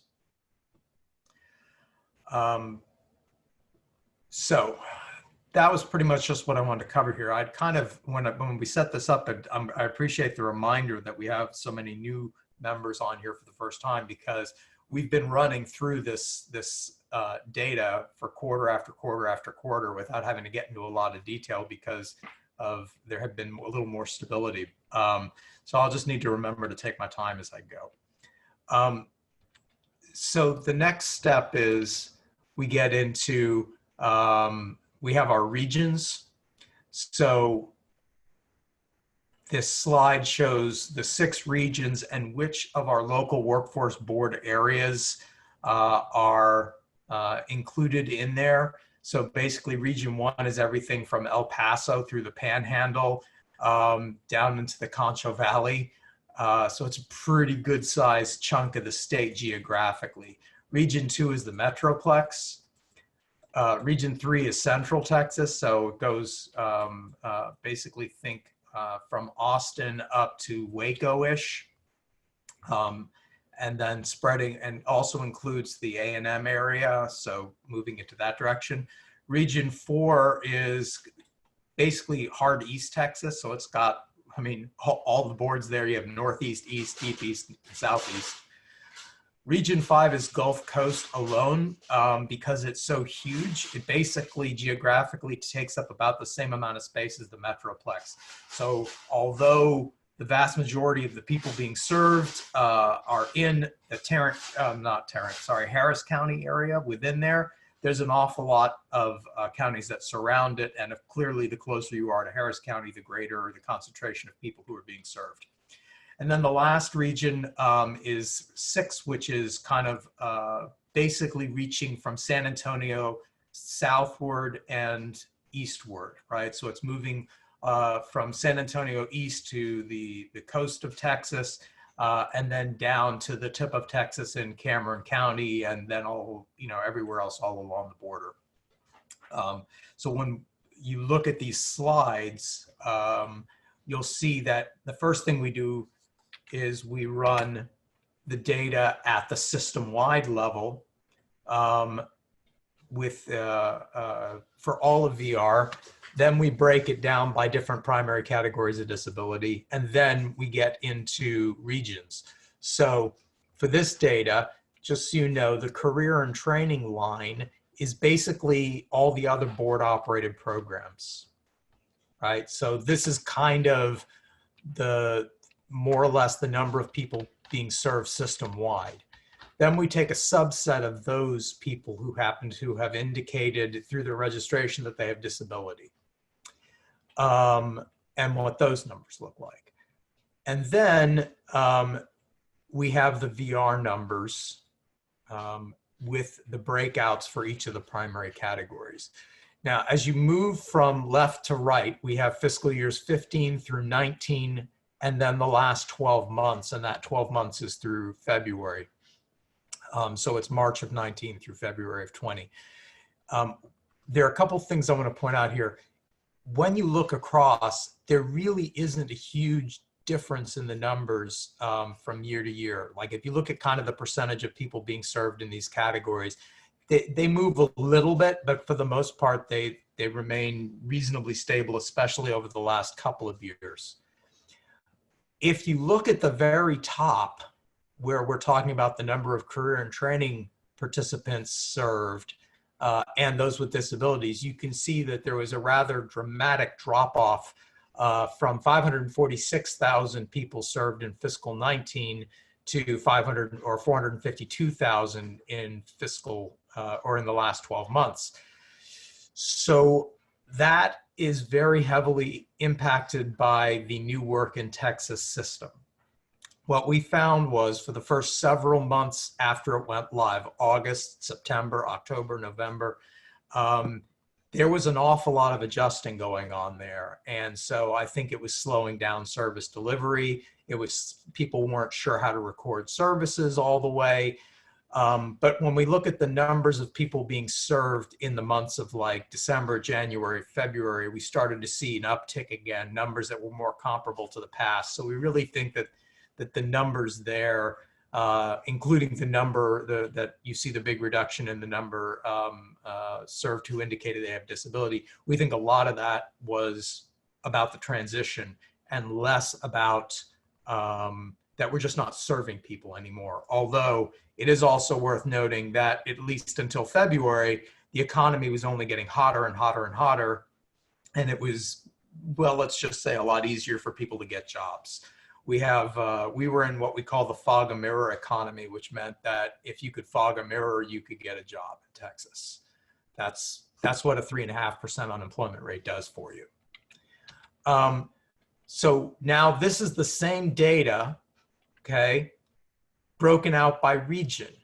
So it takes the 70,422 people who were served in the last 12 months or rolling 4 quarters, and it breaks it down and tells us, well, how many of them were served in region 1, which is about 6,900, how many in region 2, which is about 16,700, about 8,800 in region 3, 7,600 in region 4.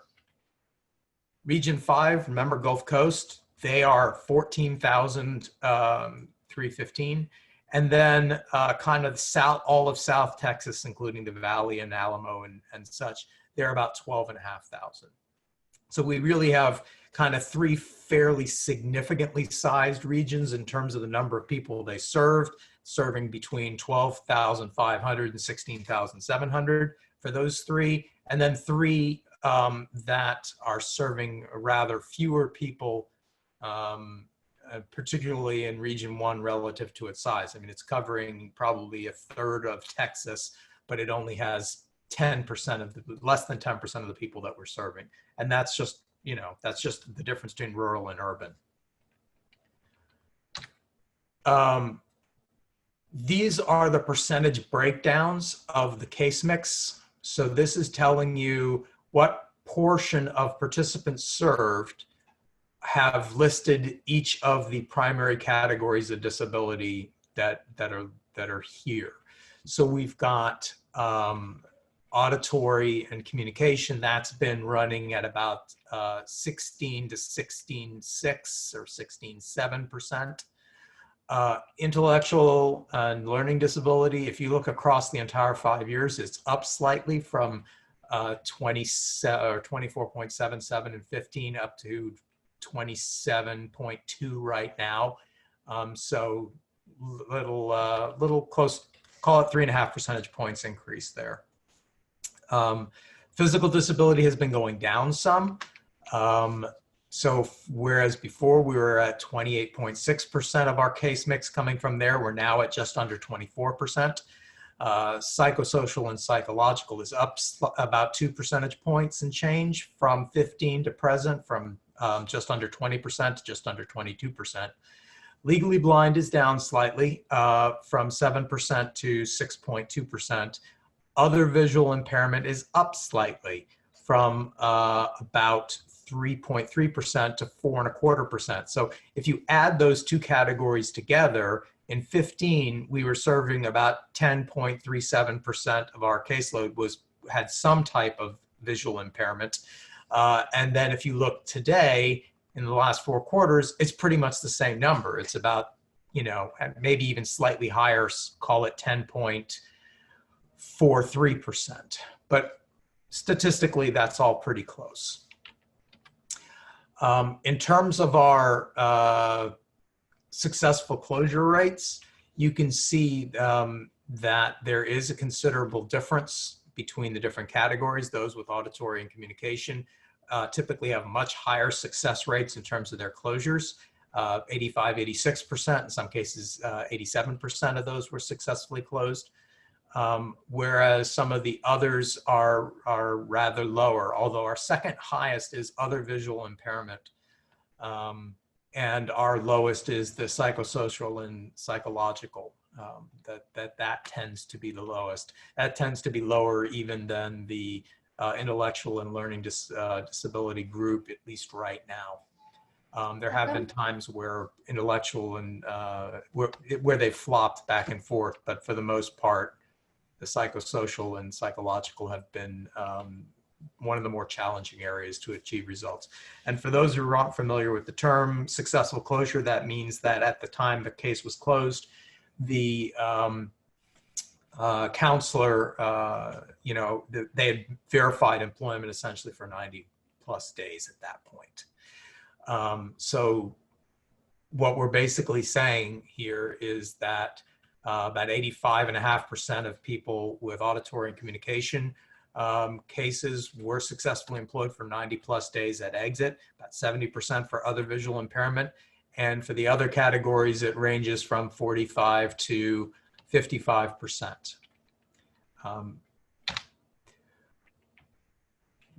When we look at the regional level, the numbers are pretty close, but not identical. So most of the numbers are bouncing around, you know, region 1 at 60%, region 2, 61, region 3, 61, region 4, almost 63. But then region 5 is a little lower at 55%, and region 6 is also lower at 58%.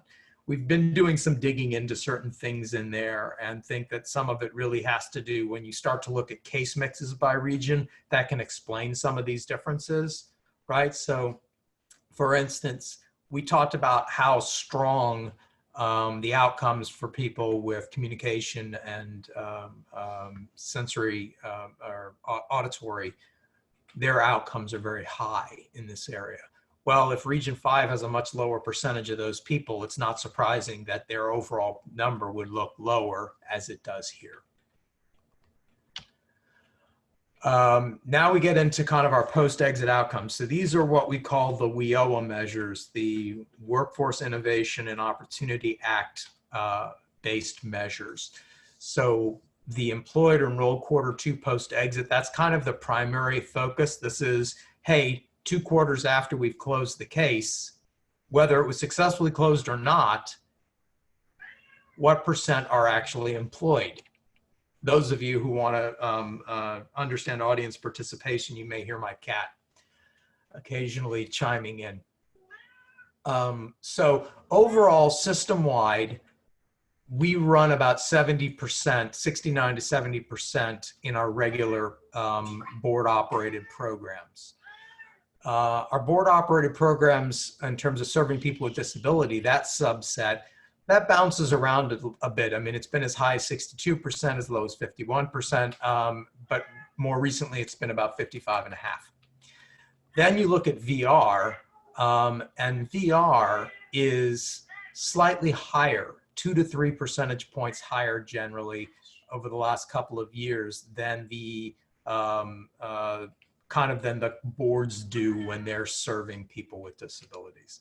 Now, some of that may be, you know, we don't really get the same level of detail about the types of services, the types of disabilities that people who are in the regular career and training programs are. There isn't that same level of intake or whatnot as far as trying to really classify the disability and obviously providing services that would be uniquely responsive to it. But that kind of explains some of the difference there, I think. So here you can see the down below that, the results for employed or enrolled Q2 post-exit by primary category disability. And once again, we see that auditory and communication is the strongest performer at just under 70%. Intellectual and learning, interestingly, is at about 60.5%. So that's actually pretty good. The physical is at about just under 54%. Psychosocial and psychological is about 52%. Legally blind is the lowest in this area. So we're at 41% here. That is up slightly over where we were at the end of fiscal 19. So certainly we're happy to see some improvement there. But if you look at these numbers historically, they've always tended to trend. So that's an area, you know, it's its own unique thing, right? There are a wholly different set of challenges in working with people there, and many of them, their blindness is a primary, and then there is a secondary, which we are not really able to kind of depict here very well. But again, other visual impairment tends to have outcomes anywhere from 2 to 3 percentage points to 6 percentage points higher. Actually, most recently, 12 percentage points higher. Adam, just a quick comment on the legally blind. When you're talking about employed enrolled, this is referring to competitive integrated employment, correct? Not sheltered workshops? Yes, all of these people have what is usually referred to as W-2 employment. We are finding them in wage records. Okay, thank you. We are certainly, look, every one of these numbers is going to change pretty dramatically next year because of what's going on today in COVID. And I'm going to go through that when we get to the end. But yeah, that's where we are right here. And that may be why the intellectual and learning group is slightly higher than it was in terms of successful closures, because it's not a successful closure to go over into the sheltered workshop environment. But the way this measure works, those people are kind of excluded from the denominator of this measure. So for intellectual and learning disabled, the 60.5% represents people working in, you know, traditional W-2 based employment. Regional results, again, vary. We've done some drilling into these results and again found that to some degree it's explainable by differences in case mixes and things. There are also some differences in other demographic values. And when you look at those more broadly, like those demographic differences within the larger population, we're not seeing things that are vastly dissimilar here. So we've, like last time, those of you who were in our, at the February meeting, I believe in there we were looking at certain racial characteristic breakouts and things like that, and didn't find anything that was, I mean, we found differences, but we didn't find differences within VR that were different than what we see in the general population. Adam, this is Karen. What is the goal for this area? Is it 55% will be employed after second quarter post-exit, or is there a goal in WIOA for that? The goal is 58% right now is what the target is for this year. So that's why I was saying that we are basically at 86.6. We are meeting that because we are within 5% of the target. So we're in pretty good shape on that. I'm sorry, I may have said that wrong. 58%, and we're within, yeah, we're within 5% of the 58%. So our numbers are looking good there. Yeah. Okay, thanks. Sure. Okay, so we've done this, we've done that. This is earnings. So this is, of those people employed in Q2 post-exit, what is the median earnings? And for those of you who haven't spent a lot of time playing with math in a while, median is not quite average. What median is it's the midpoint number. So half the people who are employed in Q2 after exit make more than the amount listed on screen, and half of the people make less than the amount listed.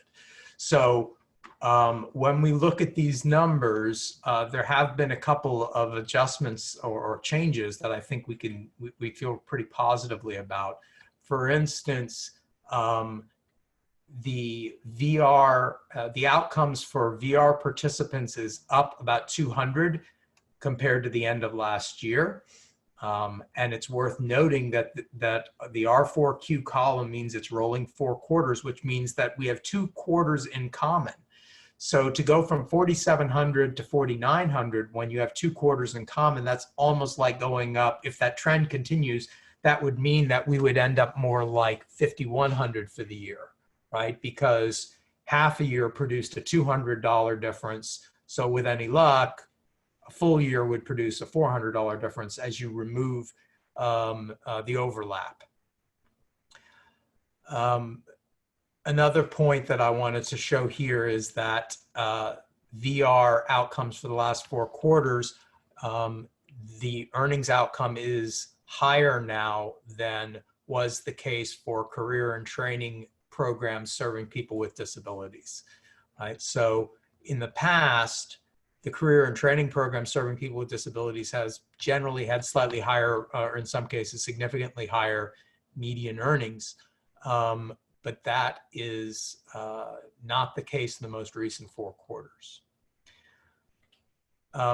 And you can see down below that we have a similar spread in the, when we break it out by primary category of disability, right? Once again, those with auditory and communication, they tend to have the highest earnings outcomes. Most recently, $7,624 was their median number. The lowest groups, or the lowest group, is in the legally blind, although we do see improvement of about $200 and $220 there. So it's nice to see a step up on that one. And that kind of represents some continued improvement across the 5-year period, because early in, like in 15 and 16, we were at $4,500, $4,600. Now we're at $5,245. So that's improvement there. Psychosocial and psychological, we are seeing some improvement there as well across the period, although we are down slightly from last year. Adam, is this, this is Gennady. Adam, can you clarify these numbers are by month, by quarter? This is for the quarter. For the quarter. And it is based on wage records that are reported by employers to the state. We match them based on Social Security number. If you are working for more than one employer in the quarter, we sum up all the wages. Then once we have all those people and their amounts identified, you just sort them high to low and find the midpoint where half the records are above and half are below. Yeah. So basically the way to think about this is for a single quarter. If you multiplied it by 4, that would be kind of an annualized median, although technically you can't really do that because we would have to actually measure out and find out whether they're employed and for how much in those out quarters. Yeah, now the population pool kind of varies a little bit, I understand. Yeah. Adam, do you have by chance data on same trends for the Texas workforce outside of the career and training pool? No, we could probably do some calculating around it, but I don't have it right now. Like just on tap, shall we say? It's something that I can, let me jot a note down about. Yeah, I'm just curious how these trends compare to the overall Texas workforce.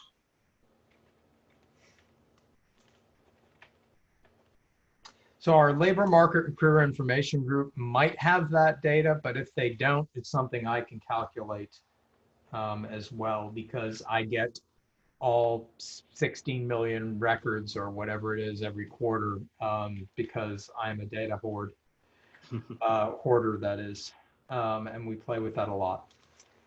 Thank you, appreciate it. Yep, so that'll be easy. We'll pull that together for you. Okay, regionally, look, it's not surprising that some of these numbers are different by region because of course you've got you know, different metro areas and things like that having impacts. But again, within this, you have the differences in the case mixes. So if you tend to have a case mix that skews towards groups that tend to have higher outcomes, that can be driving, you know, what's driving a lot of what we're seeing here. The good news is that for the last rolling 4 quarters, every single one of the regions is showing at least some improvement compared to the end of fiscal 19. Even if it's not a lot, a couple of them are, we'll call marginal improvement, but a number of them are like, you know, $400 and $500 differences. So that starts to add up. That starts to make a real difference in people's lives. This measure is my favorite measure to talk about when it comes to the VR program, because this measure is not in the WIOA statute, despite my advocating vociferously for it. And what this measure is can best be understood is this is a retention measure. So of the people who are employed in Q2 after exit, what % of them are employed in quarters 3 and 4? So if you think about Q2 as the short-term success, this measure says, okay, of the people who had a short-term successful outcome, how many of them continue to have successful outcomes? How many continue to remain employed in quarters 3 and 4 after exit? And the reason I love this measure is if you look at the VR line, it's higher than the overall career and training line. It typically runs 1.5 to 2 points better than what we achieve in the overall population of our board operated programs, as well as doing better than how those programs do with people with disabilities. So to me, this is like one of the most important stories to tell about the VR system. And I'm on a national work group. I'm on every national work group when it comes to data, but I'm on a national work group at RSA that are developing, quote, other measures that matter. And this is one of them that we will start to see publicized, I think, you know, for more states, because RSA has got the information to do a version of this data. We submit customer level data in a file called the RSA 911, so they can do this type of calculation. And then they can get with Department of Labor and ask them to do the same type of calculation, because we provide them with this kind of data. And I believe we'll find that this trend holds across other states as well. So the way to think about it is that it may be a little harder to get somebody with a disability employed after exit, but once you get them employed, it tends to be stickier, you know, slightly more likely to remain employed. And that's probably a really good thing. I don't have the data in front of me that looks at employed with the same employer, but my sense is that you also have a higher percentage of employed with the same employer, meaning that once you find a good fit, they tend to stick around, which means that, you know, it kind of tells the story that working with a person with a disability and getting them situated in your organization is likely going to produce a long-term employee. So that's kind of part of our messaging for employers, is to help them understand that up front, there may be some additional challenges you have to work with, but once you get past those challenges, you know, you're really hopefully in for a good experience with that employee, because not all employers are equally good at doing this. And that's part of where the value add that VR has in terms of their engagement with employers and helping them bridge the gap between the needs of the worker with the disability and the needs of the workplace, and figuring out what types of accommodations or adjustments could be made in order to maximize the potential of that worker and meet the needs of the employer. Adam, Gennady again. Yep. Do we keep any statistics on the 42 or so % of the folks who were not employed at the end of Q2 post-program exit? There is virtually no follow-up of those people to know where they are. Now, there's one thing that's not in any of this data yet, but that is going to start to be in this data. And that is, we are going to be able to start getting data from other states for the VR program. So if you have a person who moves to another state, one of our former participants who moves to another state, say we send them to Gallaudet and then they get a job in the area, that's a positive outcome. We've helped a person, you know, a Texas person with a disability get a job. It's too bad the job's not in Texas, but at least it's somewhere, right?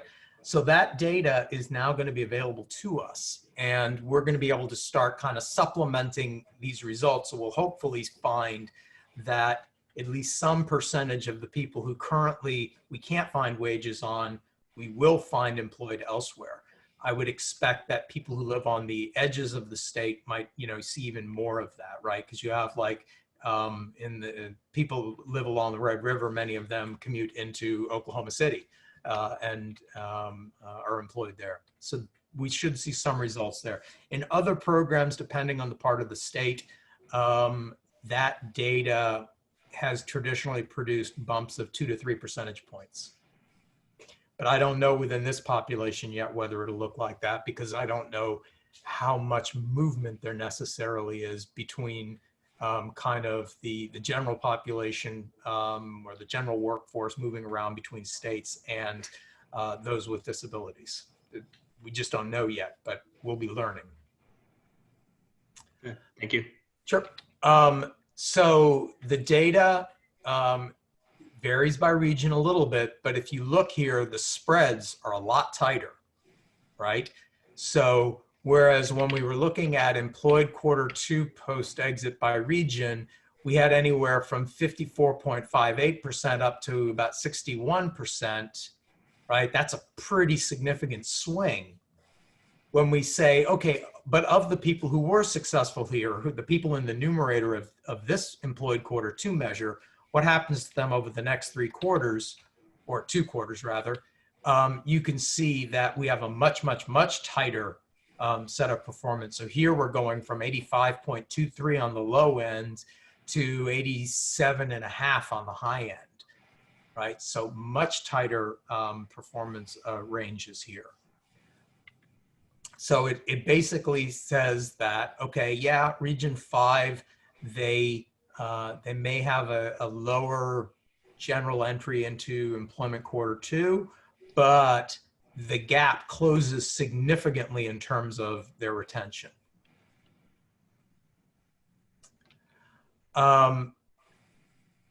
This slide is just looking at exit or case mix, and the only reason it exists is that if we were to see a significant change in the case mix of exiters, that would give us a clue what's going to happen next year.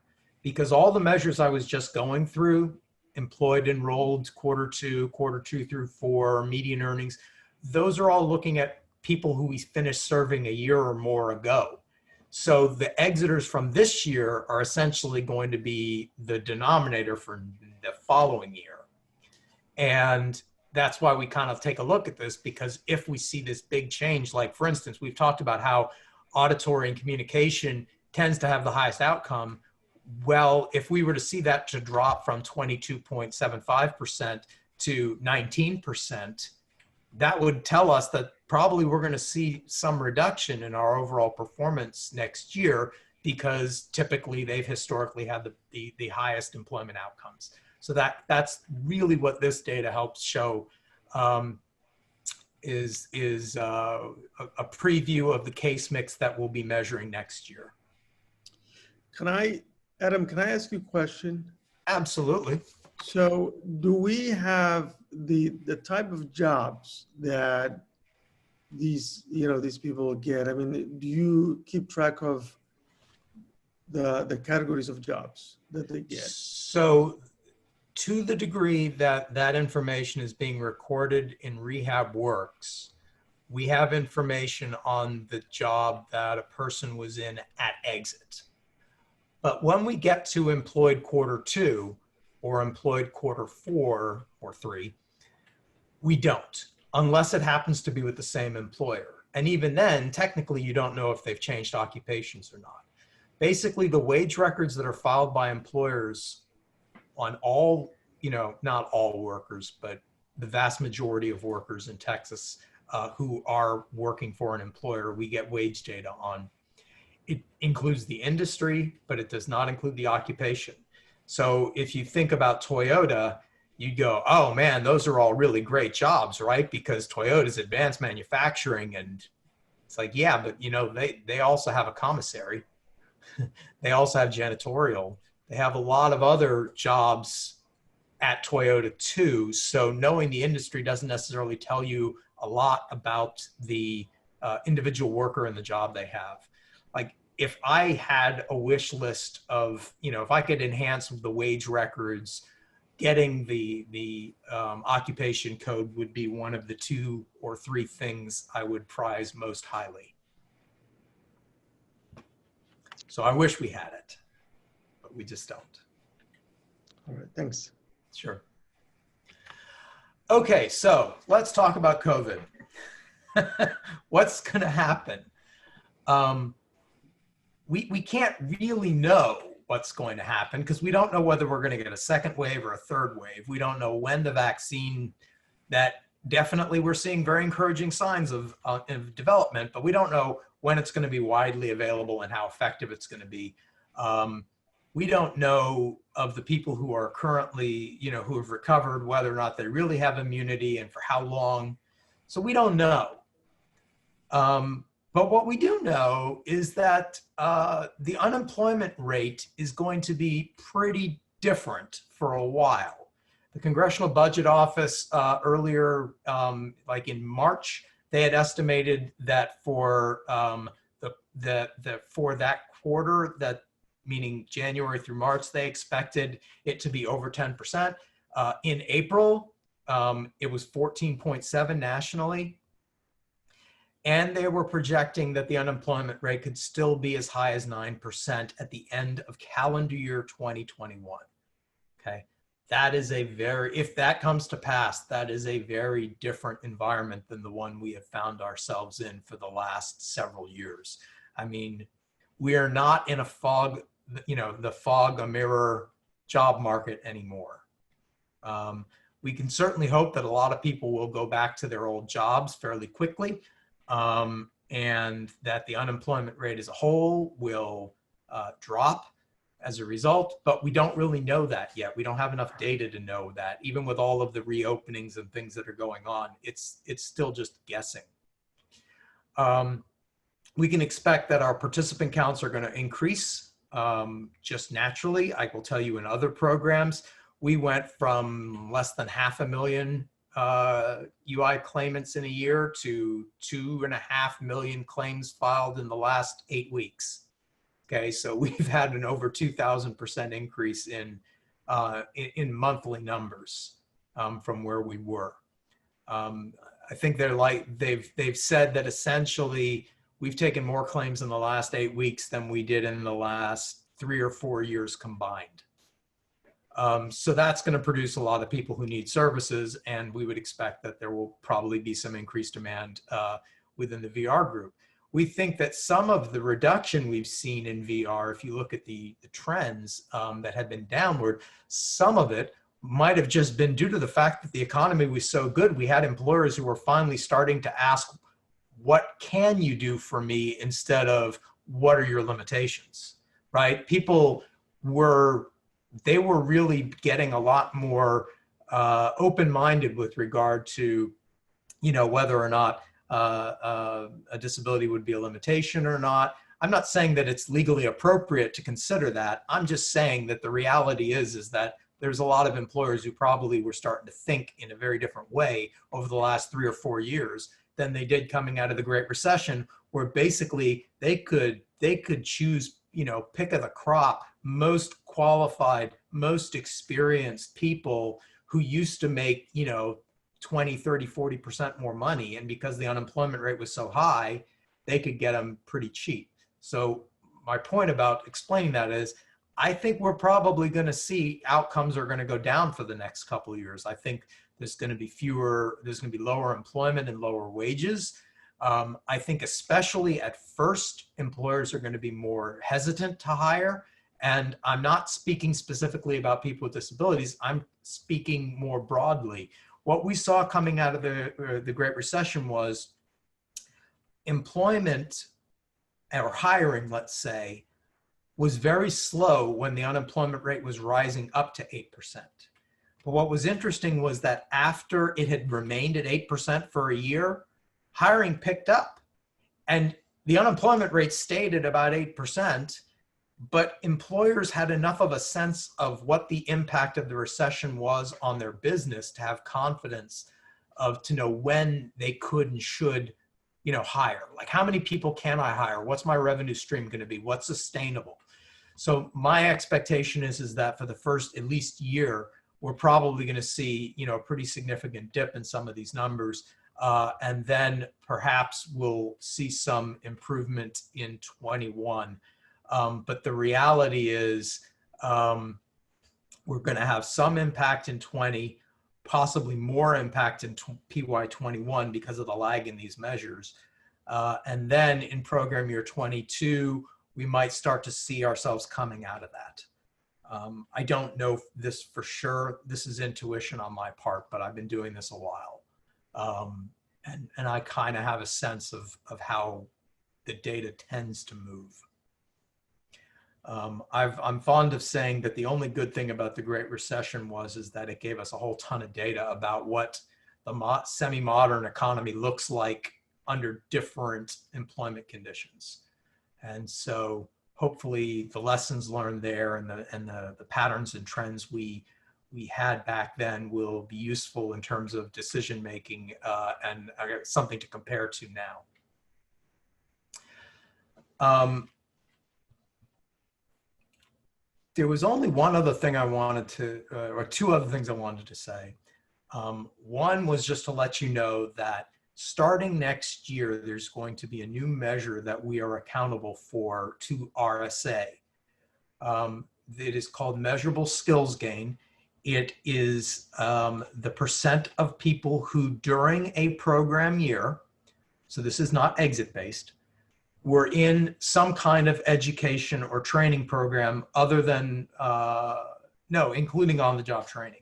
And what percent of those people had some kind of measurable skills gain? Meaning this is an interim measure of progress on your training or your education. And it can be demonstrated a variety of ways. You can demonstrate it by having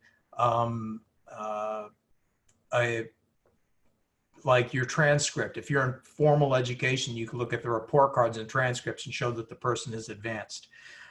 If you are in occupational training, maybe you took a certification test or something that kind of proves your knowledge-based gains.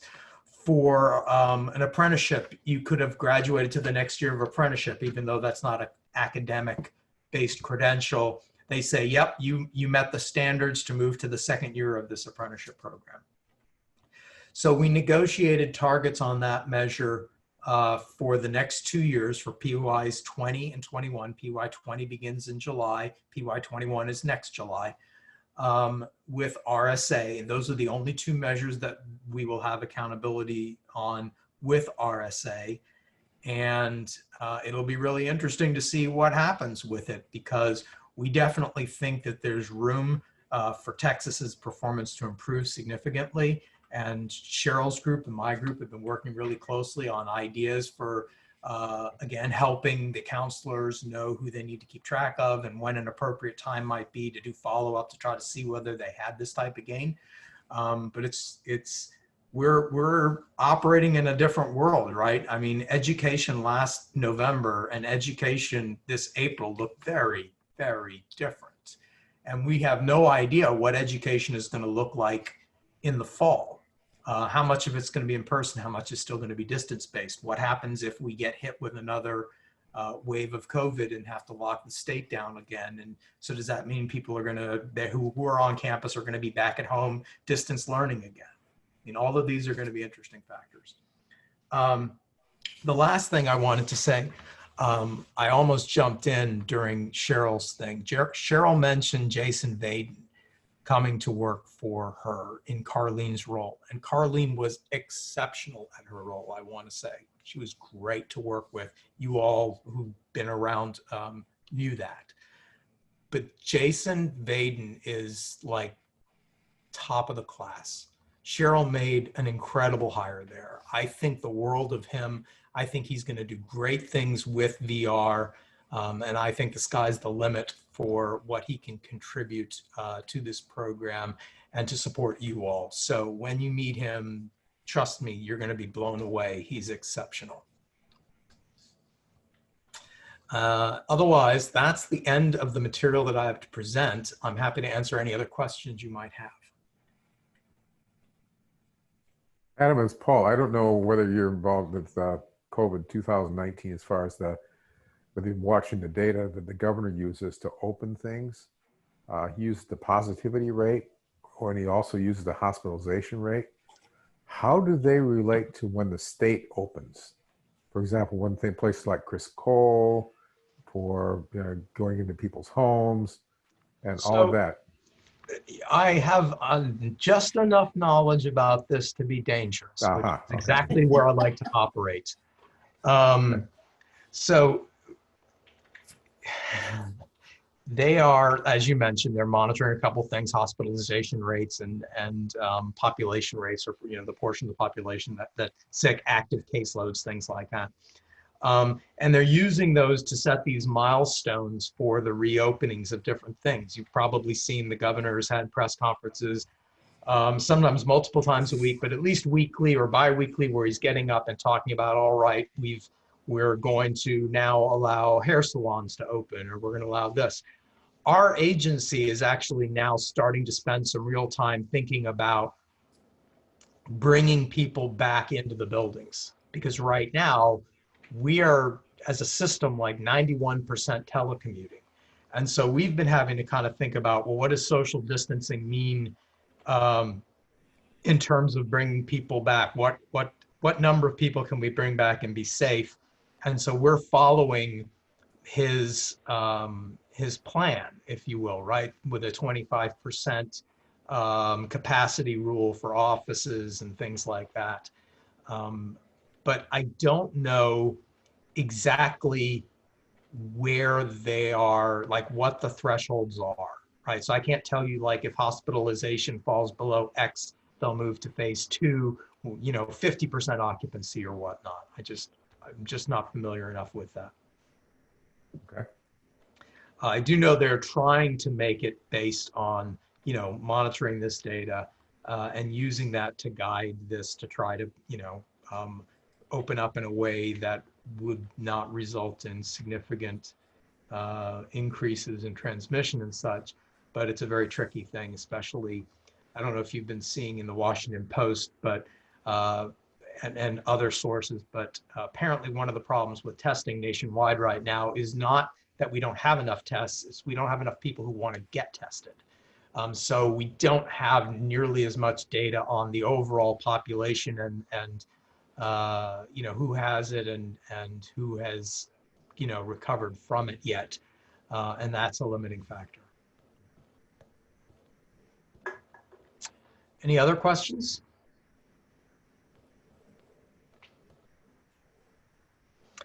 Well, if not, my takeaway from this is I'm going to get some median earnings information together on the overall median earnings in Texas by quarter to make that's comparable to the numbers that I shared with you today.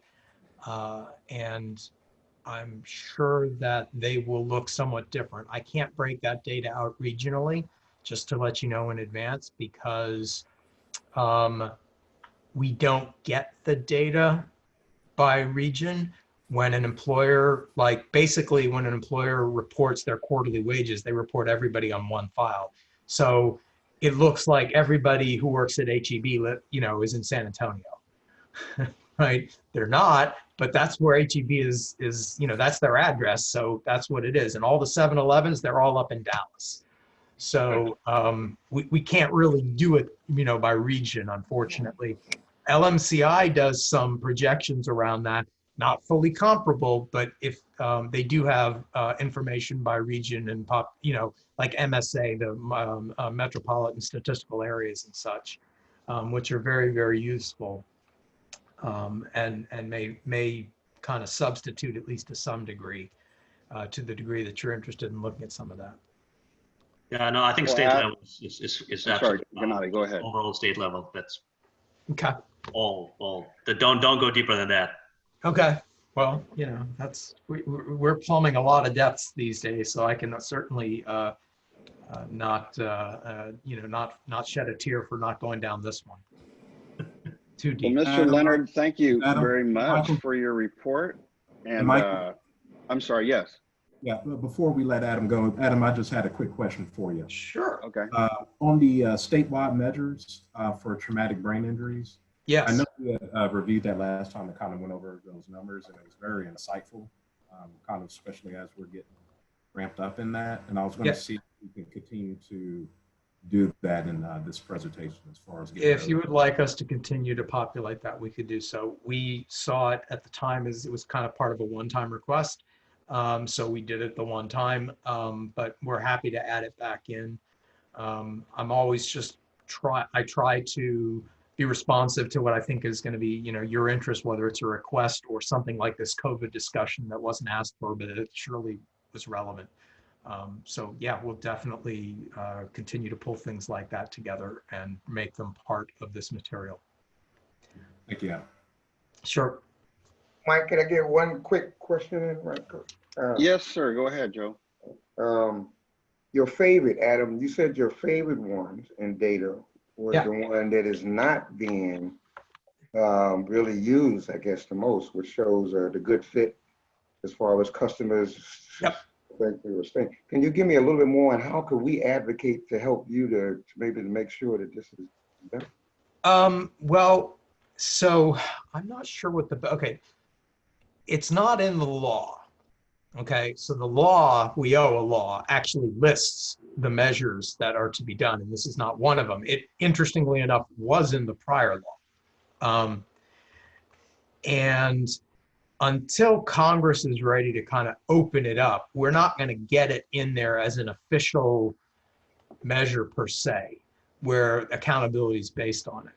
But the fact that you know, that I talk about it a lot, and I'm on these work groups, and I know people are working on this. I'm not sure if there is a point there, although we have talked about this data at CSAVR. They have been very, very interested in it and vocal about it. So to the degree that you are having interactions, whether it is with, you know, at a CSAVR event, virtual or otherwise, if you have a chance to talk to people who work at RSA or in other programs, you know, it's certainly not worth, or certainly worth your time if you feel like spending time talking about measures, saying, hey, you know, one of the really good news stories about the VR system is a really high percentage of our exiters are retaining employment. In fact, more so than the overall, you know, population for many programs. That should be something we should pay attention to and publicize to talk about our good works. That would be kind of how I'd approach it. And that's how I did approach it when, I mean, it was very funny, just briefly, they put together a work group, RSA put together a work group to talk about performance. They called it Rethink Performance. And they invited Cheryl and 5 or 6 state directors. And Cheryl was like, oh, there's no way I'm going to this without Adam. And so she brought me. So it's me in a room full of a bunch of RSA program staff, a couple of whom work with data, but most of whom are program staff. 6 VR directors who have some knowledge of the data, but not a big knowledge. And so I brought all this stuff with me to their presentation. And before I got there, they were afraid of comparing performance in VR to other programs. And once I showed them that number, they started realizing that you know, there's a story to be told here.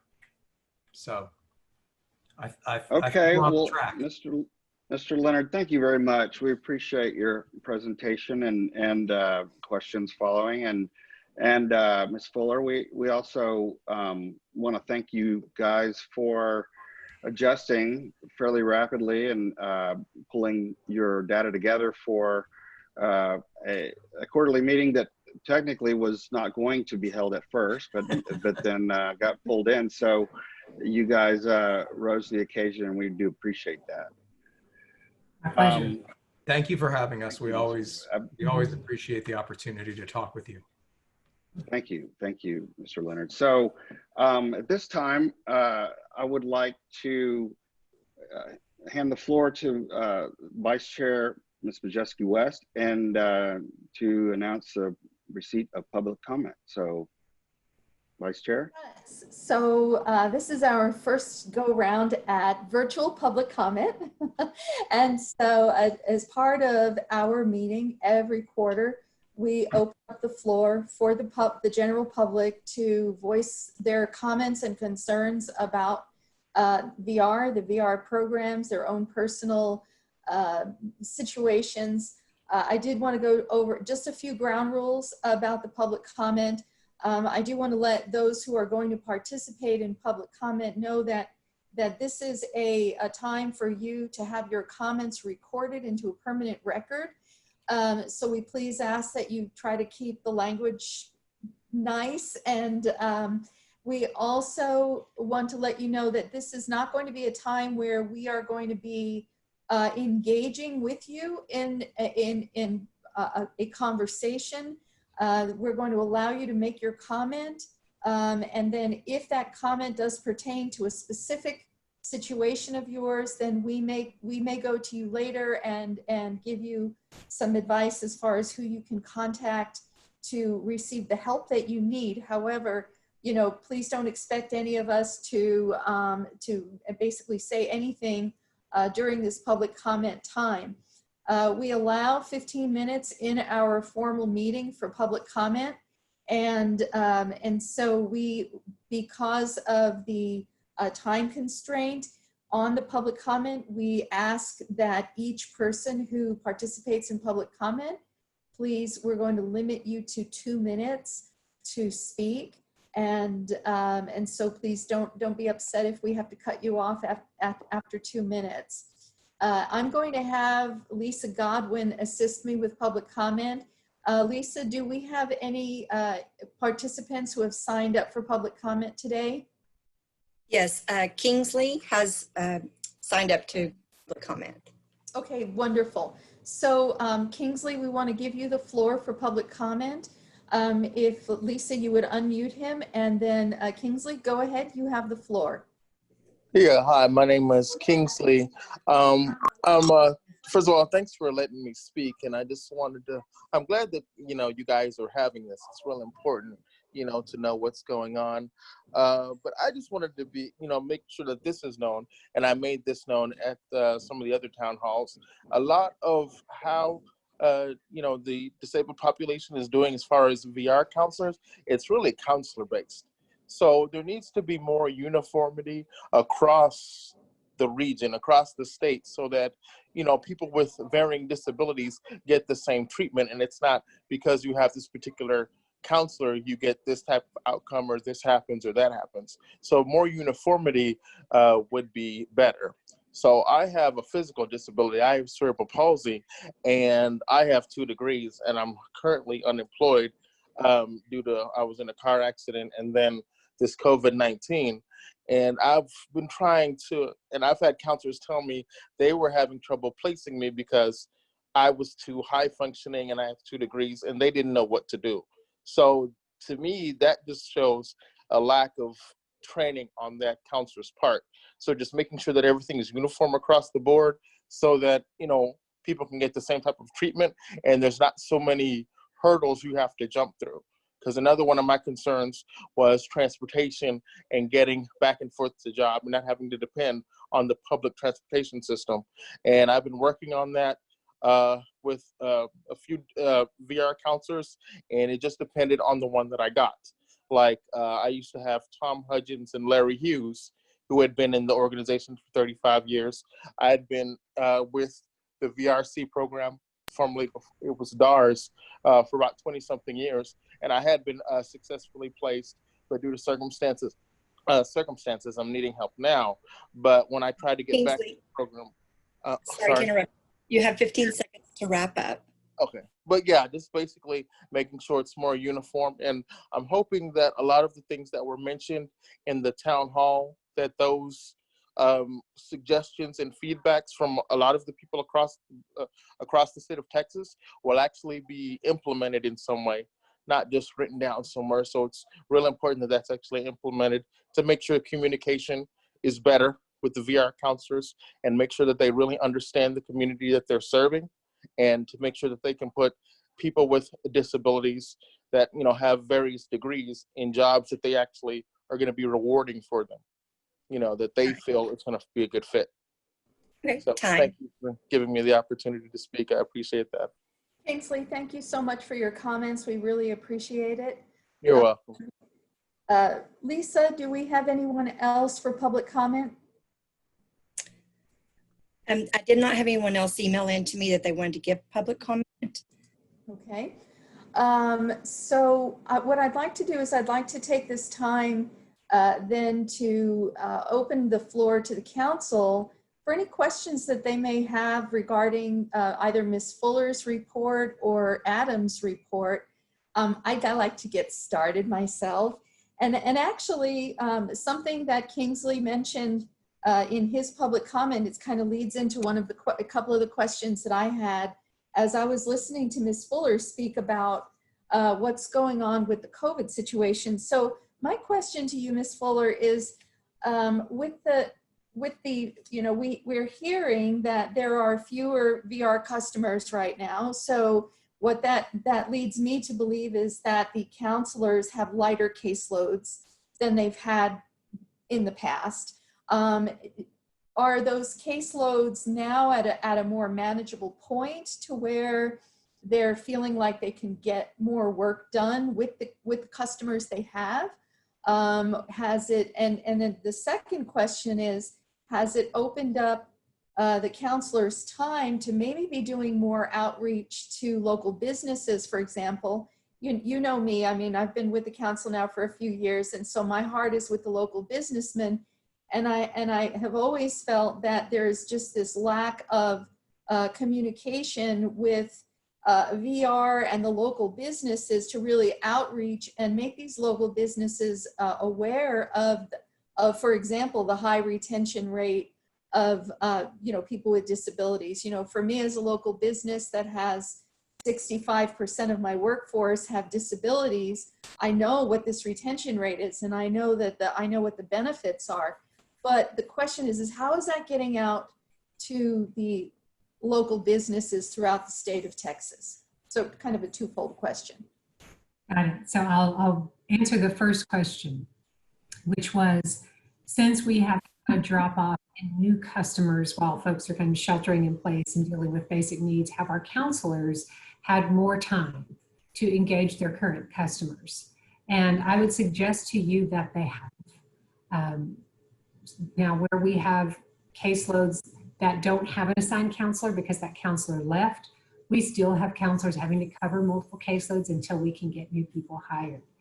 But I do believe our counselors have had more time to engage with their customers because we have been closely monitoring activity in Rehab Works as we move into the remote work environment. And for our new members, Rehab Works is our electronic case management system.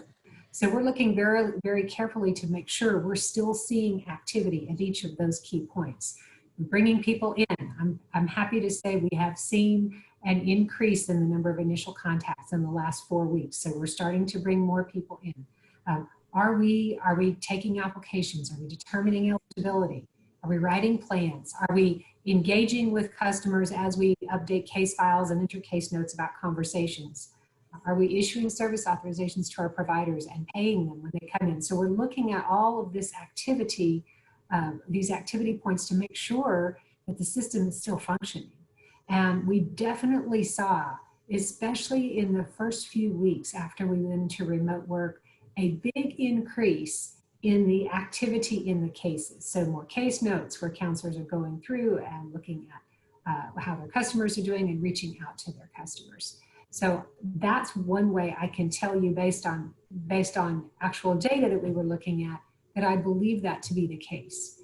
Anecdotally, I can tell you we've heard from some staff that has given them more time to actively engage with their customers. So our challenge will be, as we begin to have more customers come in the system, and that's incredibly important to us because we won't spend our grant if we don't have more customers coming in the system, which means we're not going to be serving as many customers as may need us. And so we really need to make sure we're available. So we're going to have to balance that to the best of our ability with the need to make sure we're actively engaging customers. To do that, we need to take a hard look at our systems and processes and see if any of those put in place in response to the need for more internal controls, from everything from the sunset report to audit reports to WILA requirements, have we put in place processes or internal controls that we can rethink to still achieve the internal control, because that requirement is in the law and the regulations, not going anywhere, but give our counselors more time. So that's what we're thinking about as we watch this activity and see the increased case engagement. On the outreach to employers, we have a couple of strategies that we're working on. And one of those is our business relations coordinators. There are 12 of those. There are 2 per region. And you're right, that is not near enough people to reach out to employers. But those business relations coordinators work with other staff that we say that they're on the outreach and service coordination team, outreach to our customers. And by this reference, I mean our employer, our business customers. But as we have moved into more workforce centers and worked more with the boards, what we're really trying to do is leverage the business service units that are in those areas with our staff so that we can become part of that team. And we can then be the disability experts on that team and expand our reach. I think we have a fair amount of work to do in this area. But one of the opportunities we're trying to take advantage of right now is virtual job fairs. Our workforce boards around the state are conducting virtual job fairs so that customers that need to connect to employment opportunities can. And what we're doing everywhere we can is we are promoting those to our customers. We have staff that can help our customers register for work in Texas or get them connected with someone who can. And then we're trying to show up at those virtual job fairs to make sure people know if they're looking for work, we're here as a resource to support them. And also to talk to the employers, because this is part of that action plan I'll eventually present to you. It's focusing on how we can assist employers with retaining their workforce. And many employers don't know we can assist with job retention. And so how can we work with Commissioner Demerson as he goes around the state and conducts his Texas conferences for employers?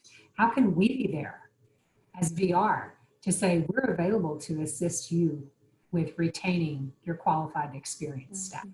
So those are some of the things we were trying to do before. Just really connect to the boards, make sure we're part of that team, connect with the commissioner and his conferences for employers and be there physically, and now connect virtually through virtual job fairs. We have some work to do, but we're working at it.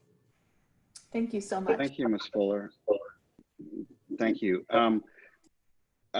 We have encroached on our break time just slightly, so I want to alarm everybody that we are going to have a countdown clock on the screen, and so we will have the full 15 minutes for the break. I'm sure some people have been looking very forward to this break, so if we could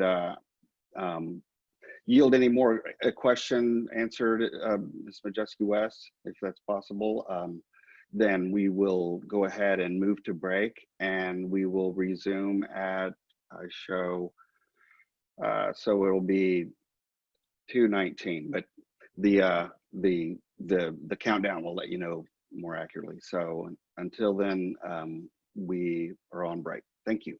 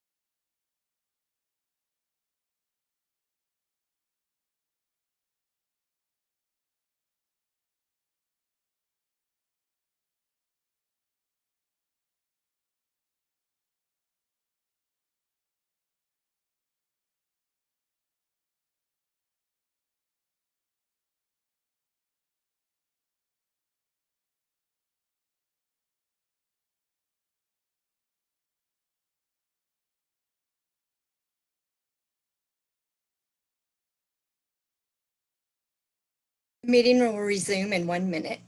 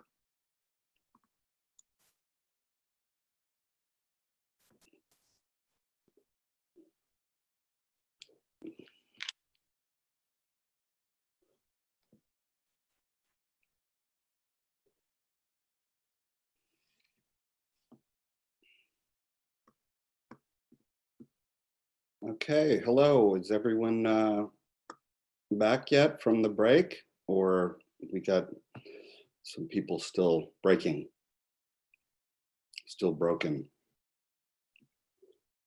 I guess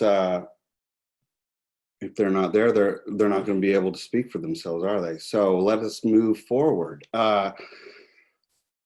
Before we get started on this CSNA Town Hall report, I would like to just recognize Ms. Lisa Cowart, the chair of the Customer Satisfaction Needs Committee, and her team, and the names of which she will share with you, and of course, hardworking coordinator Lisa Godwin, who has a team set a very organized, capable on-site town hall program that produced that was set to produce some good results, and then COVID kicked in, and now we went to virtual, and the results of the virtual are going to shock everybody. So with that, I'm going to yield the floor to Ms. Cowart to give the presentation on CSNA Town Hall report. Thank you. Get my screen pulled up here. Give me 1 second. See if I can manage this today.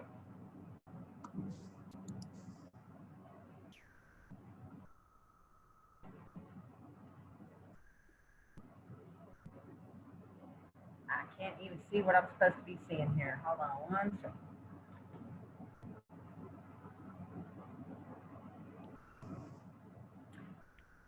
Okay, you guys see the screen? How's it look? Awesome. All right. Well, like everybody said, I wanted to thank our super Zoom team. So here's all of our key players. Thank Lisa Godwin, Lisa Majeski, Roderick Robinson, Paul Hunt, Amanda Bowden, Elizabeth Kendall, Matt Barin, I probably said that wrong, Karen Stanfield, Christopher Speckard, Daniel Prado, Cheryl Fuller, Lisa Gibbons, all the TWCVR regional employees that joined us, the UI representatives, and kind of like the Oscars, I'm sure I left off a whole lot of people. So anyone else I forgot, it wasn't intentional, I apologize. I was trying to remember everyone, so thank you very much for everybody's hard work, countless scripts, reworks, troubleshooting, practice sessions. Everybody was great, and I just want to thank everyone that made those go off without a hitch. There was a lot I probably don't even know that occurred. So thank you, thank you, thank you to everyone that made our event successful.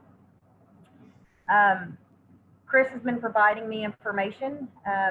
Everything is really hot off the press. We just had the last town hall session. I believe it was Tuesday. I don't know about y'all, but COVID brain, I rarely know what day it is. So we know there will be a lot more data that will come out, but initial glances we'll go through here.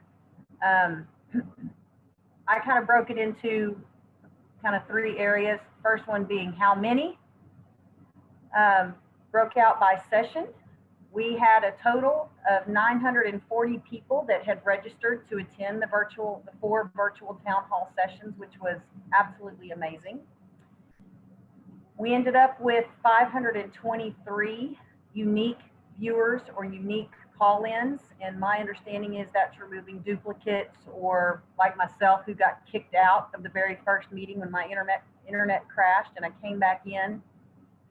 So those are the actual unique individuals that we could capture that had attended, which 523 people, that's pretty amazing. Overall, that was about 56% of those that had registered attended.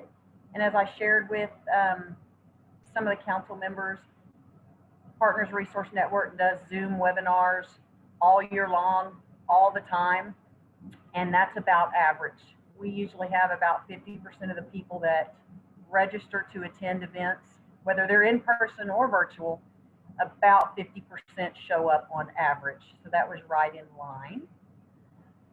Overall, in the Q&A box, there were 419 questions asked. There are, as of, I believe, this morning, could have been late last night, I don't know how late into the night Chris is working lately, there were 106 direct responses to the online survey. And that was via the link, and I think that's probably SurveyMonkey maybe that's going through. And then we had 4 direct email responses. We may receive more. I do not envy Chris and his team's large amounts of data that they have to go through.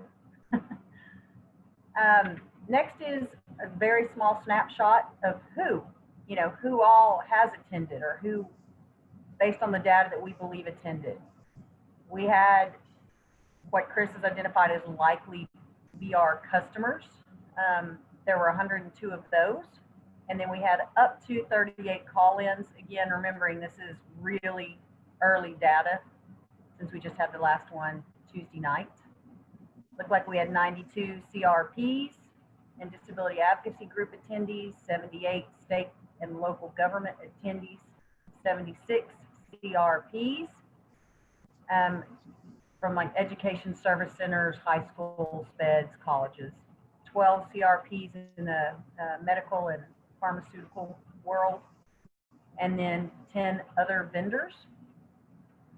And I put some notes on there shared by Chris.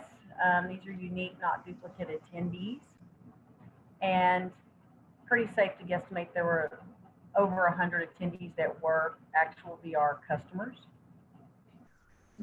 And there was a really strong showing from higher and secondary educational institutes and institutions, districts, and service centers from around the state. And then initial data of where. This is kind of my last slide here. Based on the registration info and call-ins, we had about 48% of attendees from the 4 major metro areas, so that's great. We got all 4 of the biggies in there. The remaining 52% were spread out around 118 smaller cities, towns, and localities. And I know as Chris digs into the data deeper, we'll have more information on the breakdown of the categories by location and region. And we do have some interest in how many rural people were able to attend. This was my first CSNA. I wasn't part of the council 3 years ago when this was last done.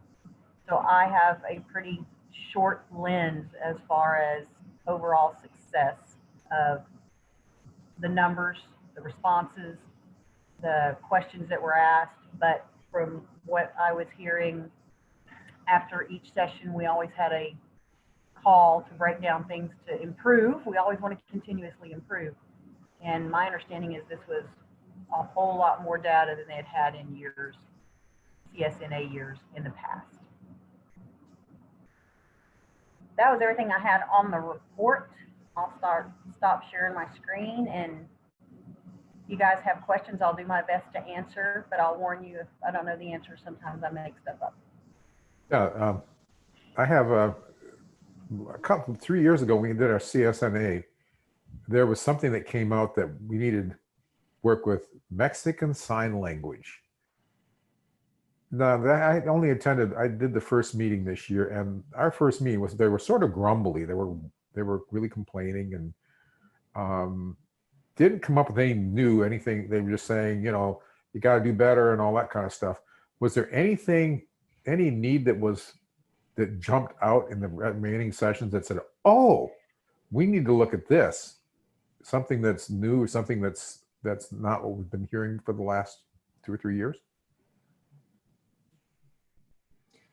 I don't know if there was anything, you know, like that, Paul, that just jumped out. But what struck me about these town hall meetings is how consistent the problems were. So in other words, you know, I mean, we had a few repeat customers at every town hall meeting. I was able to attend all 4 of them. So, you know, we had a couple of folks who loved to participate, you know, in each of the town hall meetings, and that was great.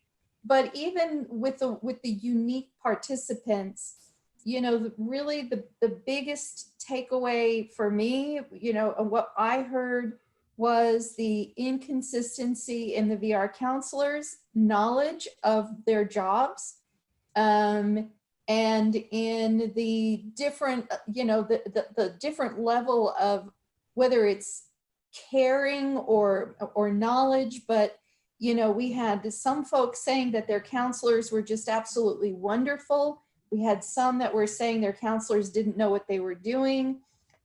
We also, the other thing that struck me in the town halls was the whole thing on informed consent. You know, we're still hearing we're not being given a choice of our service providers. We're being told where to go. And again, I do understand that some of that is just, that's the way it is. There are only maybe 1 or 2 service providers available. But I think what we really need to look at is now with kind of the new norm of things being done virtually, is there a way now to expand the service providers virtually to where our customers can get to service providers that are several hundred miles away for the services they need virtually, and have their equipment drop shipped to them, or whatever the case might be. And you know, and I do think that one of the things also that was a question that was not asked in the town hall meeting, and I know that these questions are fairly standardized for the CSNA, but there were comments in several of the town hall meetings that they felt that the deaf population was being left out.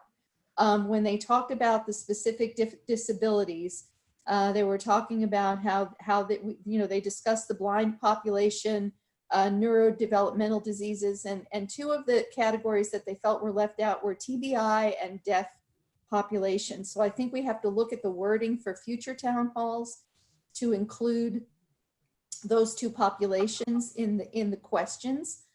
Lisa, I believe they were talking about the deaf blind population. Yes. Yeah. And so I feel like, you know, those are some things that were takeaways for me, that for the next round of town hall meetings, we may need to consider adding some content in there to address the needs of the deaf, blind, and the and then adding the wording into the neurodevelopmental to include TBI, traumatic brain injury. But it was for me insightful. It was heartbreaking. I don't know, for those of you who listened to it, some of it was very heartbreaking.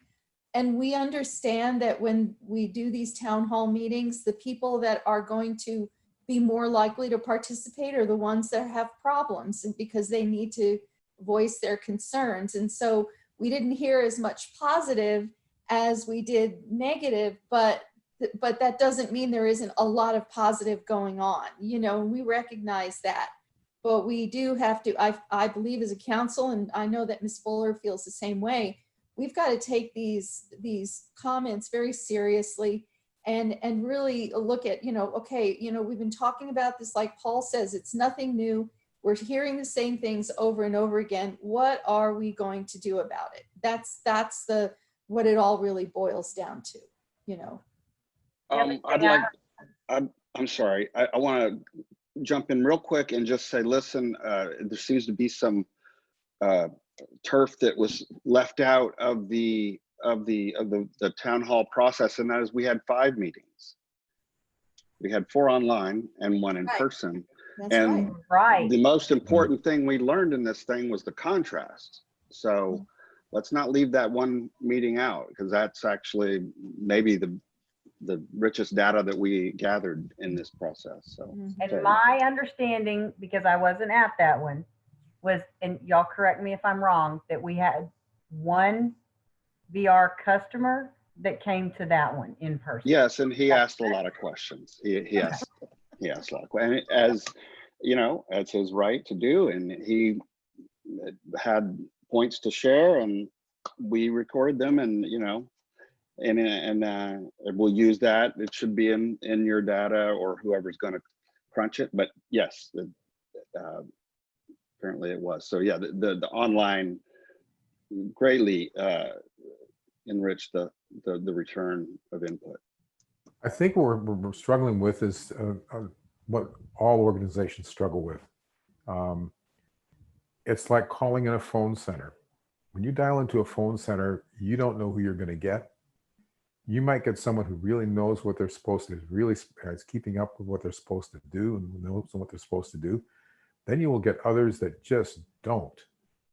And that is not unique to VR at all. It's like every organization, every large organization, and VR is a large organization. Every large organization will have people in their ranks that are very conscientious, that they'll do their very best. You will have people that don't. You will have people that have got varying levels of experience as well. You also will probably have people in the VR counselor that come in, hire in, that have a vast difference in experience. I've got a VR case open right now for me. My counselor has only been here for 2 months. She's outstanding. But come to find out, she was a case manager for the federal prison system and has all the credentials. And so she'll do very well. So you're going to have, you've got some people that are coming in and don't have their full credentials yet, and they're working on it. So it's going to be that way. So how do we fix that? If I knew, I'd probably be in, I don't have a solution, but that's what we're experiencing. I think it's not anything unique to VR. Yeah, I agree. Thanks, Paul. And I think the other thing that we heard at the town hall meetings was the observation from the, and I don't know if these observations were coming from service providers or from the customers themselves, that they really felt that at the VR counselor level, the counselors were kind of hamstringed in some of their abilities to make independent decisions without having to go up to management for the customer's needs. And so, and then of course the whole, documentation to death, having to spend so much time documenting what they do that it's not allowing enough time to actually interact one-on-one with the customer. And so, and again, these, like Paul said, these are universal problems that are going on throughout corporate America right now. We have to, on one hand, we have to document and cover our, whats, and, make sure that we're covering ourselves and documenting our performance and our progress. Everybody wants measures nowadays instead of results. And so, where do you balance that is, the age old question. And some of it is, for those who are new to the council, some of this is mandated federally. There's nothing you can do about it. You've got to do the 9/11s. I mean, and so I think, I don't know. I mean, again, what the answer is. Well, Ms. Cowart, I would think that you'd like to comment on your own section here, but I also want to recognize Ms. Kendall eventually. So just kind of make sure we get to her. I saw her with some desire to speak. So whichever you wish to. I don't have a virtual hand, so I was using my real hand. Okay. So I have a few questions. One, what did the numbers look like from not this year, but previous years on the in-person town halls? I mean, were there 5 to 10 public comments, or, I'm just curious to see what the difference was. And then the other question is, well, just a minute. It has slipped my mind. When are we going to see, I guess, the specific breakout of the concerns, or do we look at the transcripts, and how do we actually look at the information, the comments? So we've been going through the process before last council. What's going to happen is the CSNA report is going to be created, and then the CSNA report will inform what's happening with the state plan going forward. So the information in the CSNA report will be incorporated into the plan. So they may come up with some recommendations that we need to put into the plan, things we can do better, and that'll go into the plan itself, in the state plan as it's amended going forward. That's how that works. And I'm not sure who's compiling it this year. It was the University of Texas group last year, and last time actually compiled the entire report, if my recollection is correct. But David Norman knows more about that because, I'm sorry. This is Jeffrey. Last time the CSNA was compiled internally by the Division of Operational Insight, and I oversaw that process. This time it will be overseen by Chris Picard, and I'm working very closely with him to answer Ms. Kendall's question about how this current round compares to last time. We saw a dramatic increase in engagement and participation with the virtual town halls. On average, we were seeing about 10 to 15 participants in the in-person town halls from the previous cycle. And unfortunately, a lot of those were not VR customers. They were staff and or providers. What was very exciting for Chris and I to observe with these past town halls is that we had over 100 customers participating in each one of them. So during the very first virtual town hall, in fact, we had more total participants in there than the sum total of all town halls from the previous cycle.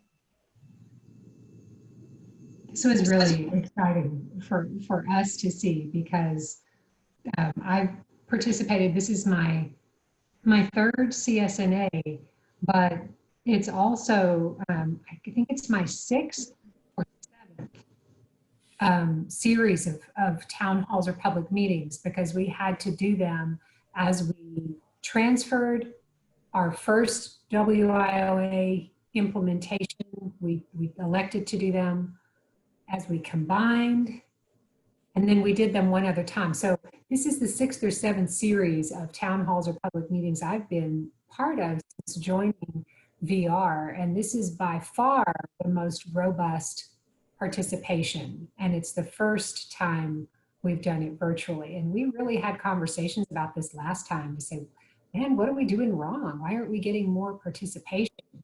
And is it really that customers don't want to have to drive through traffic, take time out of their work schedule, take time out of their family time in the evenings, find a parking space, sit in a room for 2 hours waiting for their chance to speak for 3 minutes? And maybe that's really it. I mean, we are so accustomed now to being able to engage in this way. Maybe this is us kind of catching up with where the public is. And so it's really fantastic to see the turnout in this venue. And I just wanted to say thank you to the RCT members and to DOI for what you did to prepare for and facilitate these. You just did a top flight job. And you know, your VR staff depend on your support and assistance with this process for it to work. And I know that took a lot of time for some of you particularly. So I just wanted to say thank you. Okay, thank you, Ms. Fuller. I wanted to let everyone know that our distinguished coordinator had lost electricity at her house, so she fell off the call. And Ms. Majeski West, are you? I saw the thing alerted me that Daniel was the host now. That happened when I was hosting when I was the #1 facilitator on my first one. Poof, internet disappeared. So we practiced that accidentally, but it worked out. Yes, we practiced that. It shows Daniel the host right now. Does that? I don't know what that means as far I'm as. good to go. Okay. I have co-host as well. So we're okay. We haven't lost our feed yet. Nope.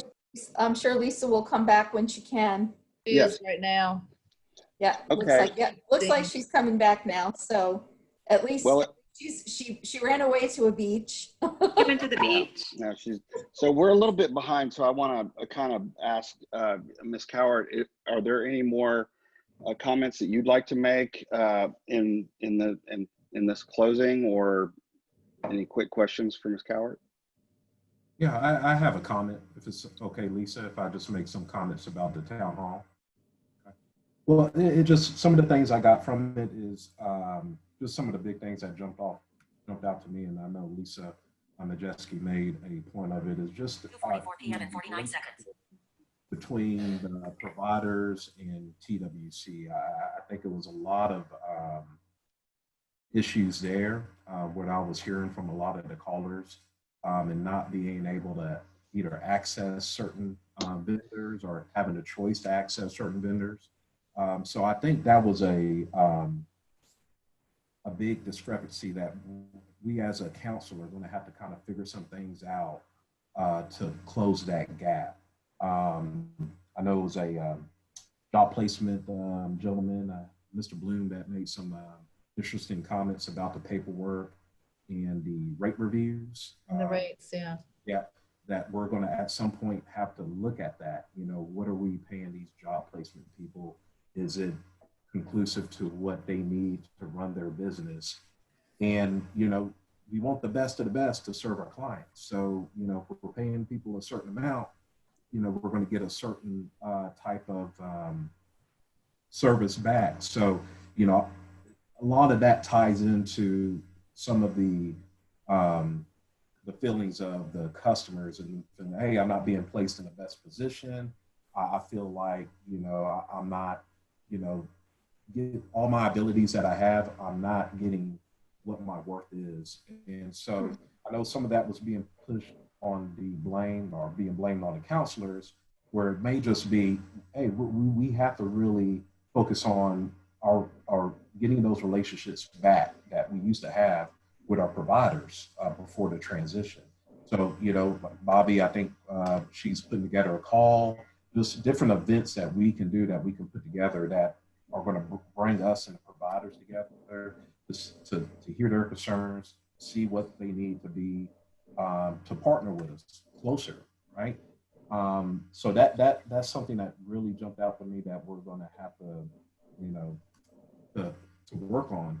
And just, you know, training for the counselors. I know we're losing a lot of counselors, you know, either out of retirement or just, you know, them deciding to join different agencies. And with that goes a lot of experience, right? So, you know, how do we catch the new counselors up to speed? And I know for me, a little frustration is we work with customers, you know, and we go through the process. A lot of the times we're being told that, okay, well, you need to do this. Okay, well, okay, we're almost done, so we're going to need this from you. Oh, that's changed.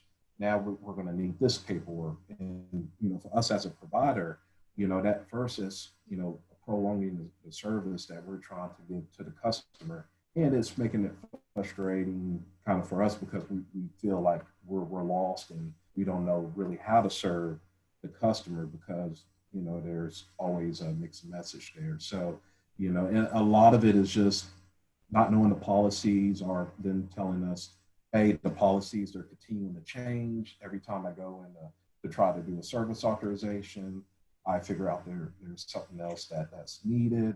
And, you know, it's really doing a disservice to the people that are serving. And this has just been happening more and more recently.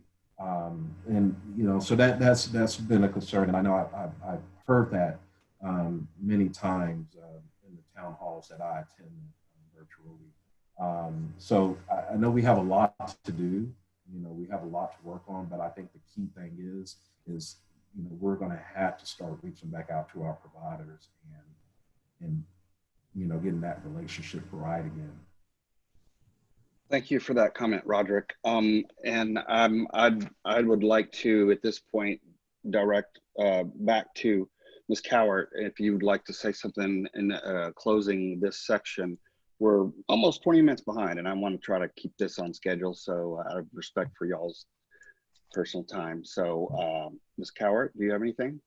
I don't have anything to add. Okay, well then I do, and that is, thank you very much for your dedication, hard work, and your team of pulling together the town hall thing. At the beginning, I was just like, okay, what's this going to be about? I'm not familiar with these town hall things, and you know, I personally learned a lot. I learned that, you know, and then of course, you know, I'm not so sure. Lisa Cowart might have started the COVID-19 thing because her town halls just became incredibly valuable. So anyway, no, of course, joking, but it did a great job, and I appreciate all the hard work and the adjustment. It went from, you know, setting up a bunch of in-person town halls to switching over to, and of course, everybody in the world is having to switch over to virtual things these days. But you did it like a champ, and we really appreciate it. So thank you, Ms. Cowart. We have February minutes to approve. Can I get, can I hear a motion to approve February minutes? I make a motion to approve the February minutes. Thank you. I'll Karen. second. And okay, do I hear a second? I second. I heard Paul's second. Thank you. February minutes have been. Wait a minute, is Lisa back on to take notes of this, or should someone else do that? I'm back. It's being recorded. Oh, you are? Okay, Lisa's sorry. back, yeah. Great. So having heard a motion and a second, February minutes have been approved. And that brings us to the closing section of our In favor. I'm sorry? All those in favor? Oh, I'm sorry. All those in favor say aye. Aye. Aye. Maybe raise your hand since we're visual. All those opposed say nay. Okay, the ayes have it. Thank you, Karen. We got behind. I'm trying to catch up and see what happens. Anyway, appreciate you keeping me on track. Okay, this is the round table discussion, if you will, and this was basically the inspiration to kind of have this meeting virtually, because back in, you know, in March, it looked like we had a pretty good idea. We weren't going to make it back out, you know, into society in time, you know, in time to people to plan to travel and what have you, and our meeting was going to be called up. We knew that relatively early, but through the process and watching, you know, people, companies, and organizations adapt, I,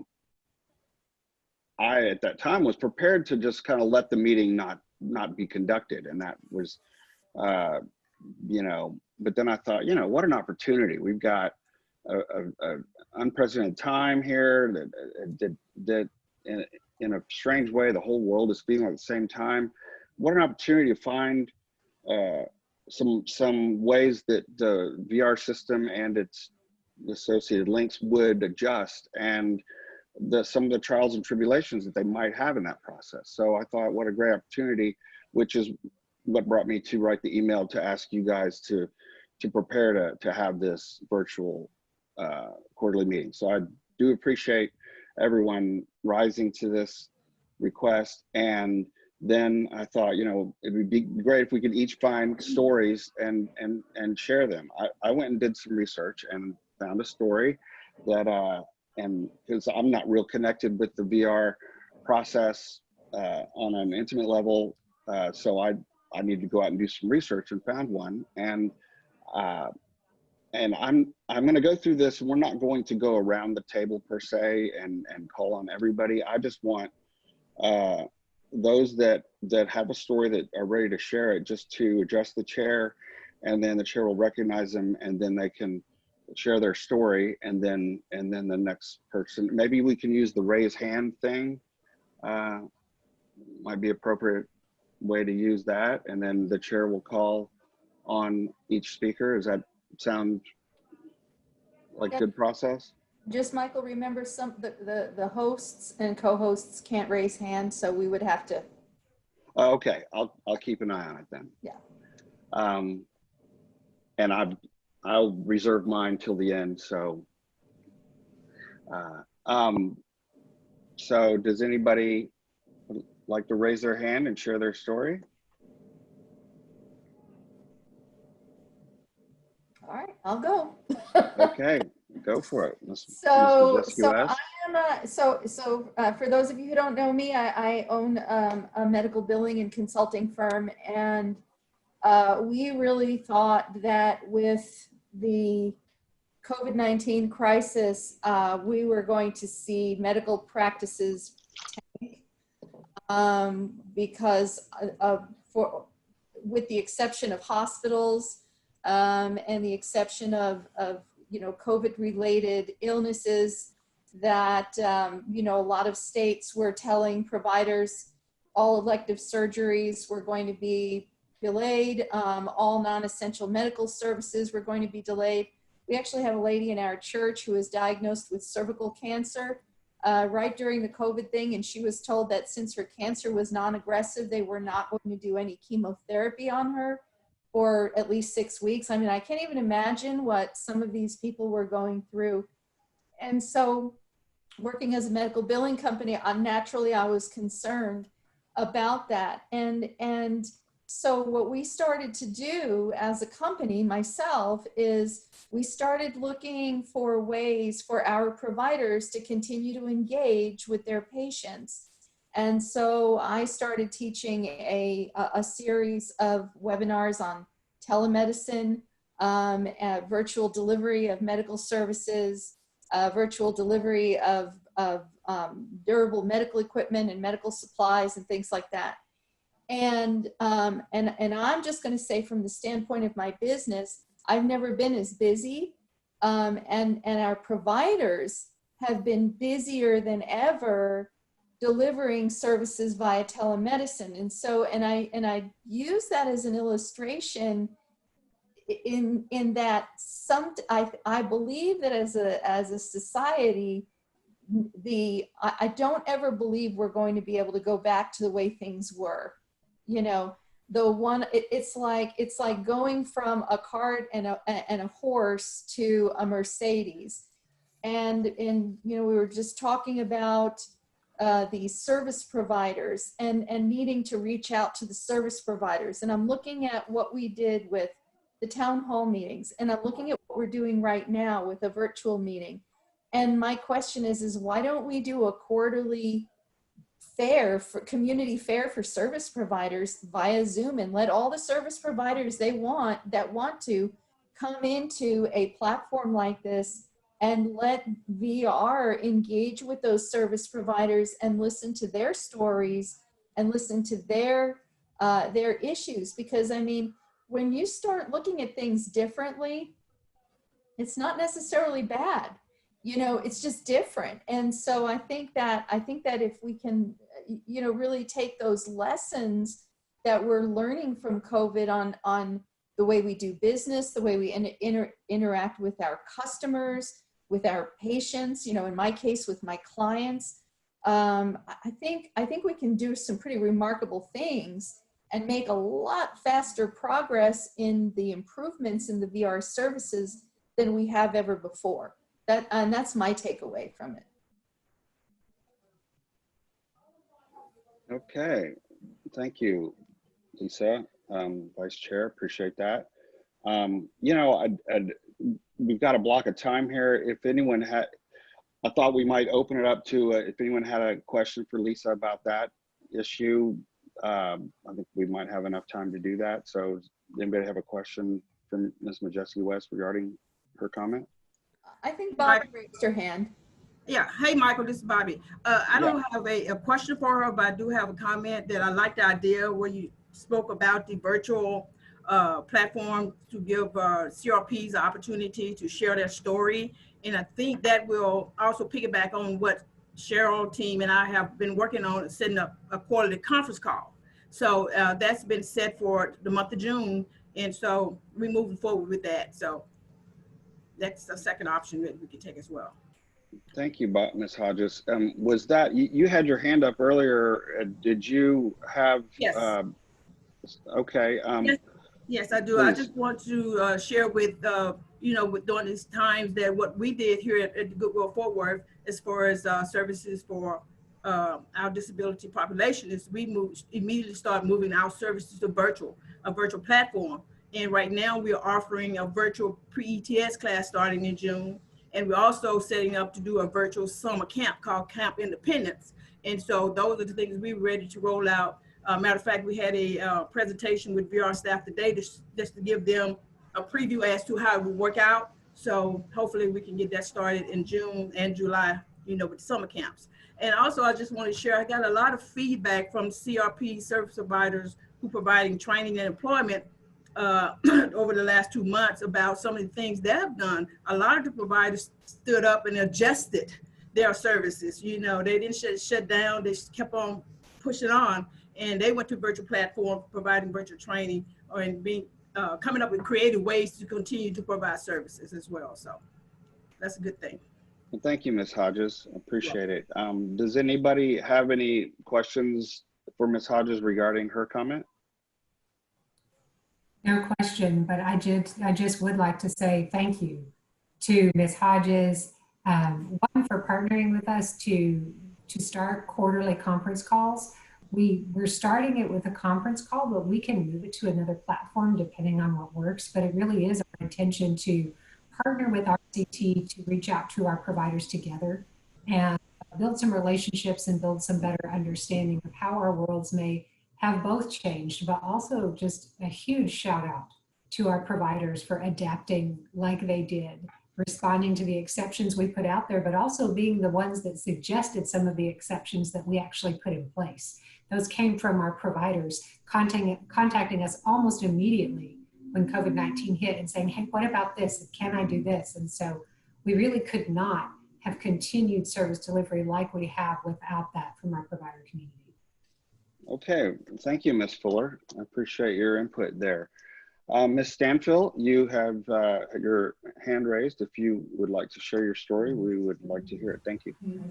Okay, thanks. So just as a reminder, my program is a client assistance program, and we help individuals who are receiving services from the vocational rehabilitation program. If they have any concerns or questions, they can contact us, and we try to help them navigate the system. And you know, so we have received and worked with a lot of clients during this time, and there's been a lot of good things that have happened, and services have been able to continue. And then, of course, you know, with several services being stopped or suspended because of COVID, then those clients, you know, like the rest of the world, are having to sit back and wait until it's going to be a time where they can start those services again.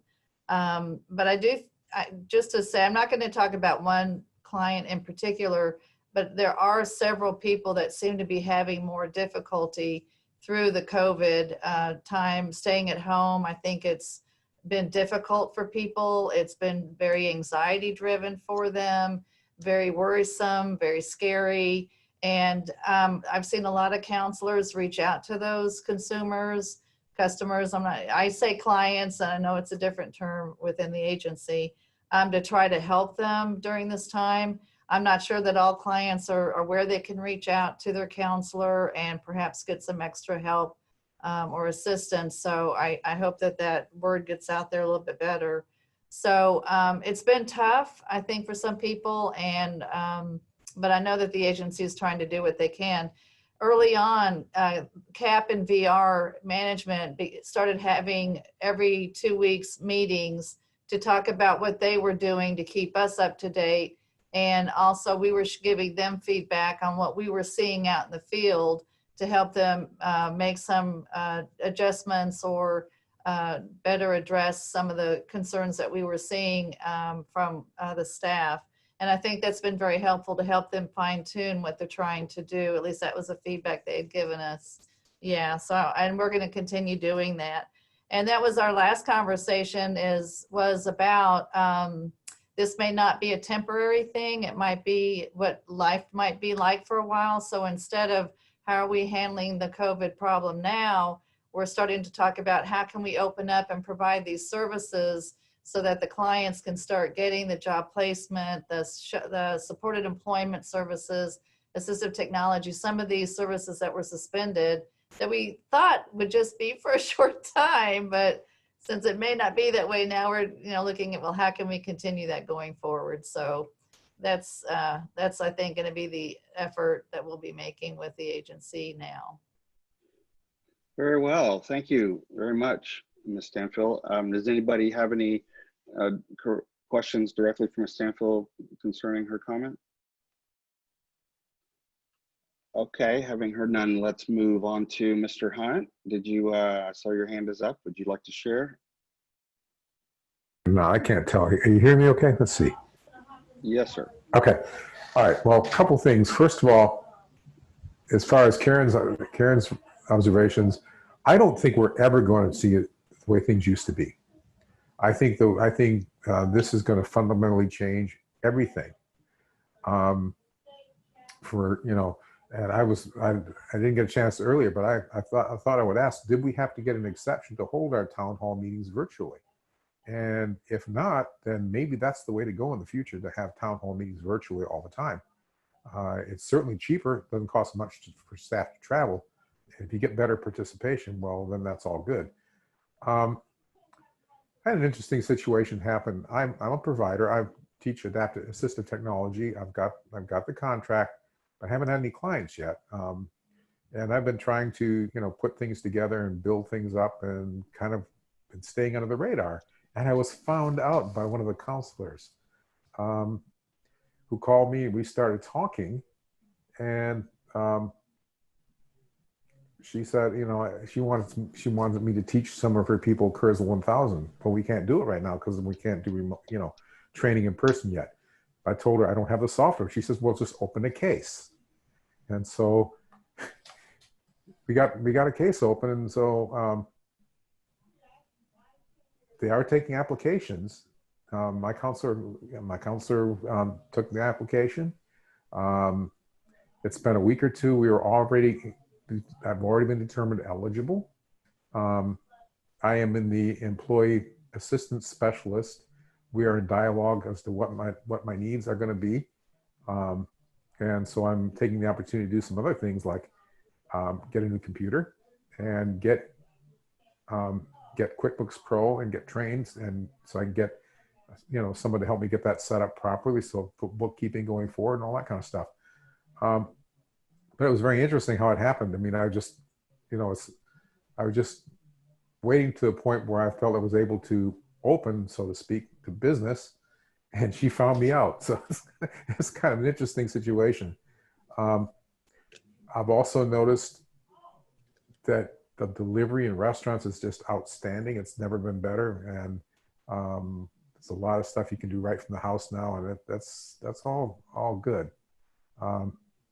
And we'll have to see what happens going forward. And my question is, how soon do we think Chris Cole will be able to open up? Because there are people out there that probably are in the middle of their training and want to continue. So there's a lot of issues going on, and I could go on, but that's what I'm thinking about. Okay, well, thank you, Mr. Hunt. And I'll bet you're one surprised new counselor, aren't you? The things kind of flowed through right away, quickly, efficiently, and in midst of a pandemic. Well, but see, the thing is I'm a well-informed client too, so I kind of know what I want. Mike, I think Cheryl was going to answer Paul's question about Chris Cole or something. She unmuted. If you okay, no, yeah, please, Ms. Fuller. Thank you so much for mentioning that, Paul, because I should have mentioned it earlier in my update. As soon as the pandemic and it came to Texas, we made the decision to send our students, which is what Chris Cole calls them, home. So about 50 students had to go home. There was, given particularly the percentage of those students that had fell in one or more of the high-risk categories, we just could not feel comfortable that we were prepared to keep them safe at the onset. Yep. But I am so impressed with what our Chris Cole team has done, because within 2 weeks, they were providing training in groups and individual training by Zoom. And so they had a published course schedule within a couple weeks' time where they were providing training. Now, is it exactly the same? No. And do we want to get back to having people in Chris Cole? For sure. But I was really impressed that they figured out how to adapt some classes and some individual training sessions to use the Zoom platform that we're using right now. And they've been using it very successfully. And it's everything from talking to them, to their students about coping with the current pandemic, because Ms. Stanfield is so right. A number of our counselors and some of our program specialists can attest to having received calls from customers who said, I'm just really not doing all right, and talking them through that circumstance. And it's very understandable. But so Chris Cole has had a variety of classes. And so they have never stopped. Since that point, they're continuing to provide classes by Zoom every week, but they want customers back in the building too. And what we're doing is we're working with our business operations team to consider what types of protocols we need to put in place to have some of those in-person training sessions begin again. Everything from where we might need to install plexiglass to what sort of protocols, cleaning and sanitation protocols will be necessary, to making sure that we have the supplies and the equipment. And you know, some of that PPE and some of those cleaning supplies have been scarce as hen's teeth. We just flat cannot get them yet. And so it's important that we have that full kit readiness at Chris Cole.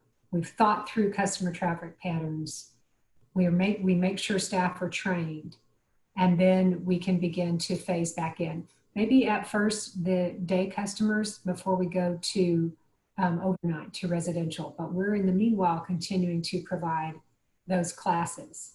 I do want to give one shout out to our Chris Cole team, because I do think they've been particularly innovative and just forward thinking, but also thinking about how to help other people. When they had to send everybody home from the center, you know, it's a residential center. They had a kitchen full of consumables. They had produce, they had eggs and dairy and meat. And a couple weeks in, when we saw that this wasn't going to be over anytime soon, they approached us about donating the remainder of the food to the local food bank. And we absolutely thought that was a great idea, because having it go to waste when people need food is just tragic. And so that's what they did. They reached out to the food bank. The food bank said, we'll take it.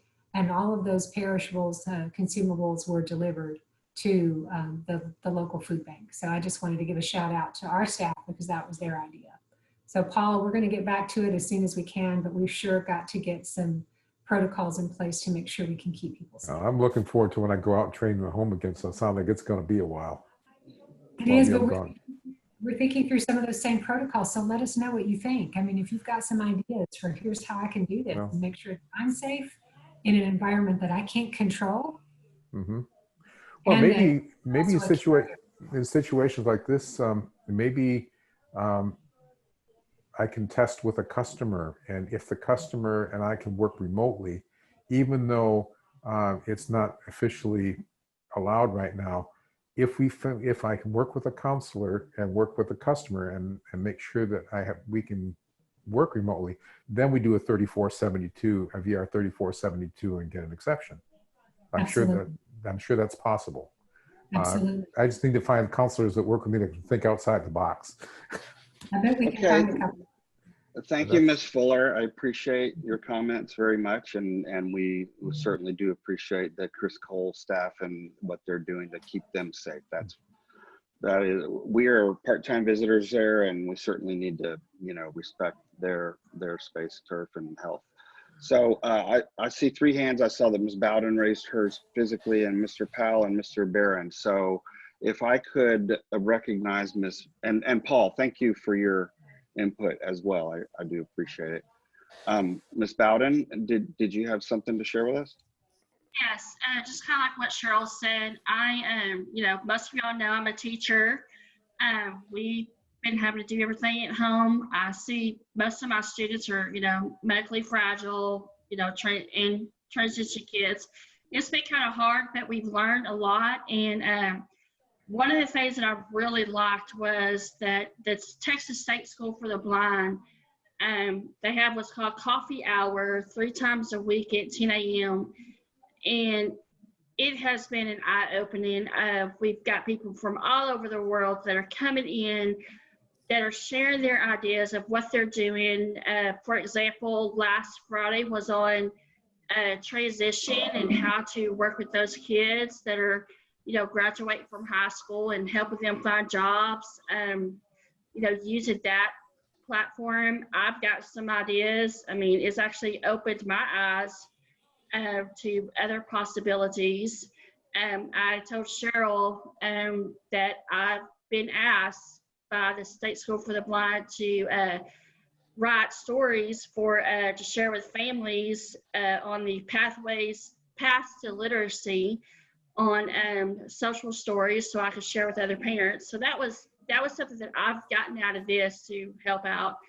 But I was hoping that maybe Chris Cole could do something like that too, where they could provide some of those, like they call it coffee hour from TSB, just different things that are going on, have people, come in and speak and share ideas and,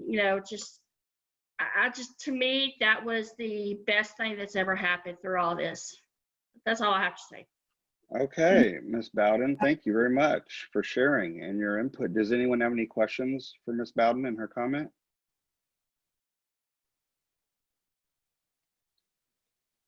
Okay, I would like to recognize, the chair would like to recognize Mr. Powell. Would you like to share your story? Yes, first of all, I just want to thank everybody. Wow, I was on one of those town hall meetings, and to hear, wow, Lisa and both Lisas, I think it was Amanda, man, that was great. I mean, I learned a lot.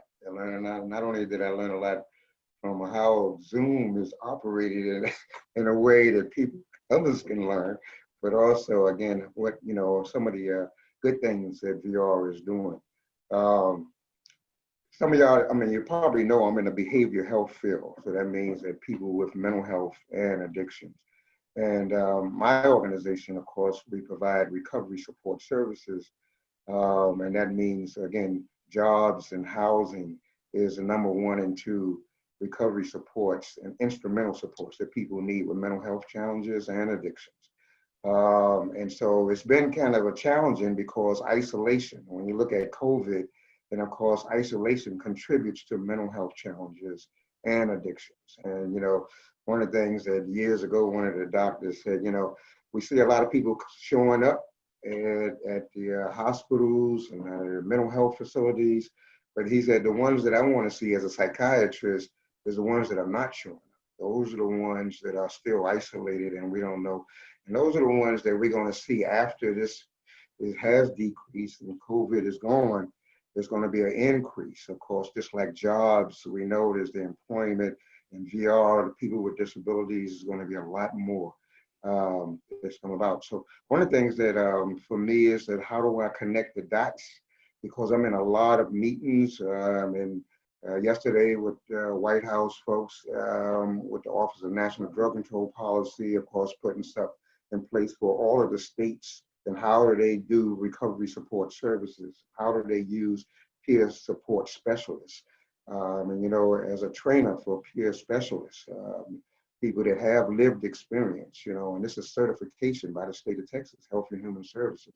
And so we're looking at, but how do we connect with the Texas Workforce Commission? How do we connect with VR, right, for folks with disabilities around social, what we call a psychosocial as well as psychological disabilities. The other thing I want to say is that it also increased community partners. I'm in some meetings with a lot of the community partners and in Dallas, the State Fair Park, some of y'all might have known of. We have meetings every other week with at least 35 community partners, all the way from Urban League, I mean, and they're not there. And it's just so many community. The courts is there, the justice involved, everyone is there in the community. So, but I was wondering, I mean, they need to know too, is how do VR, how do the people really, how could they use Texas Workforce and VR services? And I think that in that community, which is predominantly African-American community, I think that those are some ways that I know that we can connect those dots. And also, so that those are two different challenges and two different issues that hopefully that we can have some solutions and bring some VR solutions to. Well, good.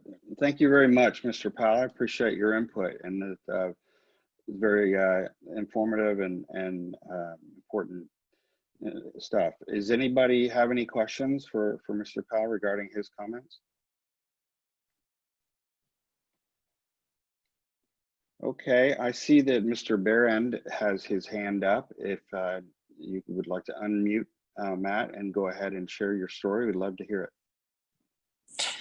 Thank you. And I had an issue with my computer, so I'm from my phone, and so I'm just not going to hold the video in front of my face. So sorry for that, but hopefully y'all can hear me and we can go from there. But I just wanted to acknowledge some of the good things and from my perspective in the field. You know, I do think that TWC has been very responsive to this crisis, getting us the things that we need. I think we also have to realize, you know, we talk about the customers and the issues and the challenges, but we've also got to realize our staff, our counselors and RAs are in the same issue, and they're having to adjust and go remotely and deal with the challenges of, you know, working remotely, but they've continued to do that. And with that, you know, we had a presentation a couple of weeks ago that Cheryl and them presented to the managers, and you know, with some of this is some loss, and one thing that resonates with me is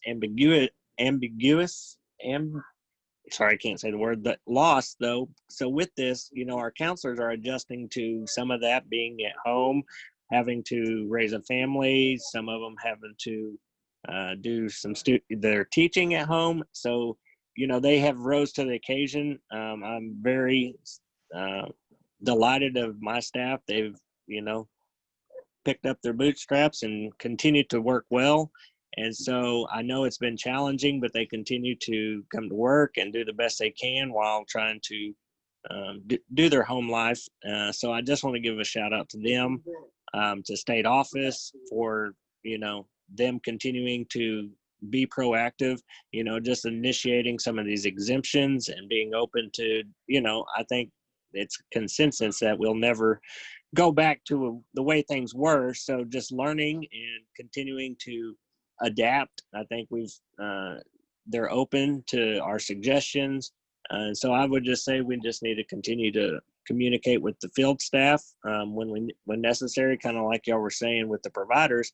We still need to get input from field staff because, as Roderick said too, we're having some experienced staff leave, retire, go along, and then we're having new people that are having to catch up, and just the demands and things that are put on us with new policies, approvals. You know, it's a lot for our counselors to learn the job one and then to implement those. So we just got to continue to build on that, build our counselors up, continue training our counselors. But I think overall we've got a good group of folks in VR that continue to, you know, do what is necessary to serve our customers. So I just wanted to give a shout out because there are things that have been going well and continue to go well from here. Well, thank you so much, Matt. And I appreciate your comments. And I would like to comment on, I just want to remind you that we are in the state of Texas. So we're talking about Texans. So if you want to talk about people able to pick up their you know, their broken stuff and pull up their boots by their straps, we're talking about Texans. So personally, I'm not that surprised, but it is impressive. Just wish the rest of the country could be like us, but I'm kind of glad that we're in our own spot down here. So anyway, thank you, Matt, for your comments. And I don't see any more raised hands. Did anybody have any questions for Matt or comments on his input?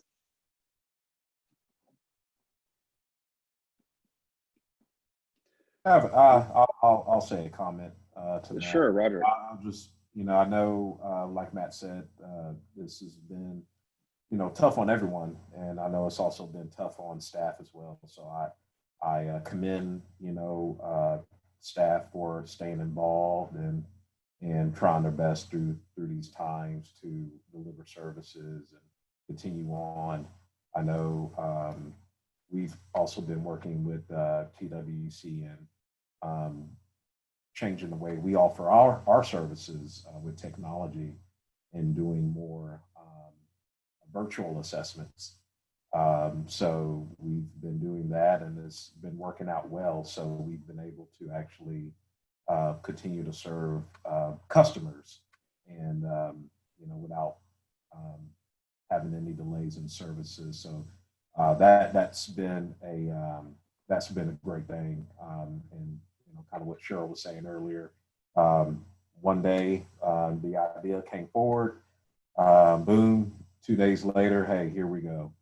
So it's been great to have something put in place, our idea put out there, then just kind of run along with it, so we can make sure these customers get the services they need. So just a big thank you for everybody, and just this platform. I think we've been talking about this for a while.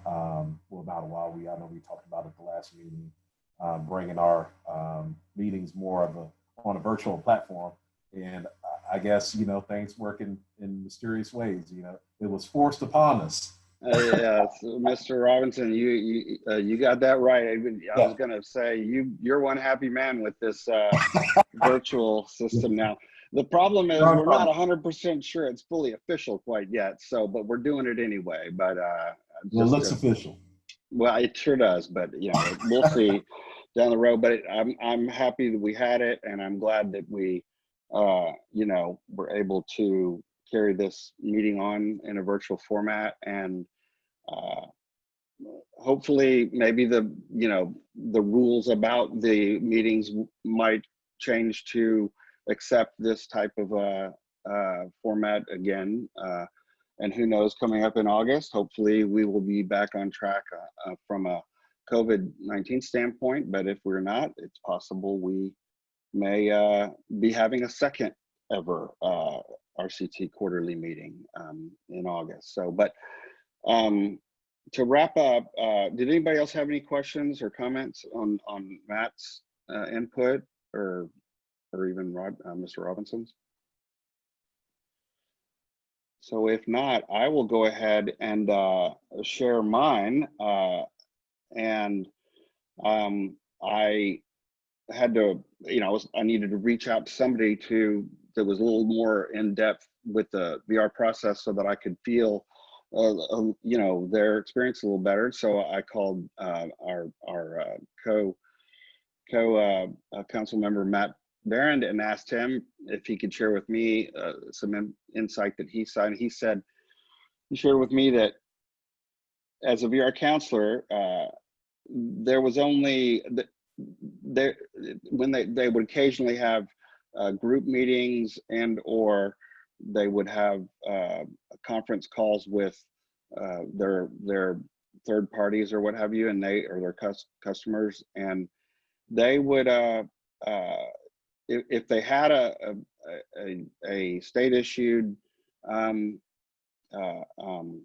phone, they could use that. But if they didn't, they might have a personal phone. They would need to send out an alert that they wanted to have the meeting, and then it would come in for reasons of an anonymity, and not just letting everyone see your number and name.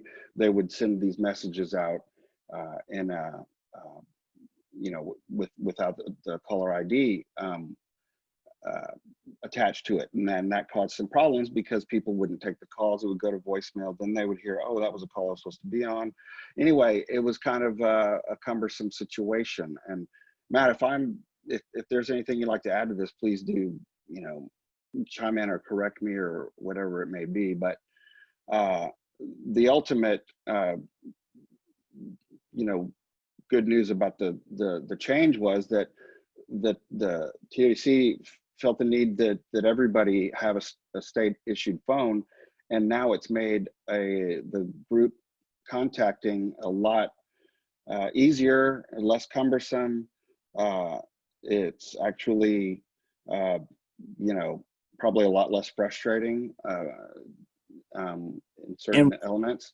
Sorry, go ahead, Matt. I just want to say they have ordered it, or they're in the process of ordering it. So we haven't got it yet, but oh, I see.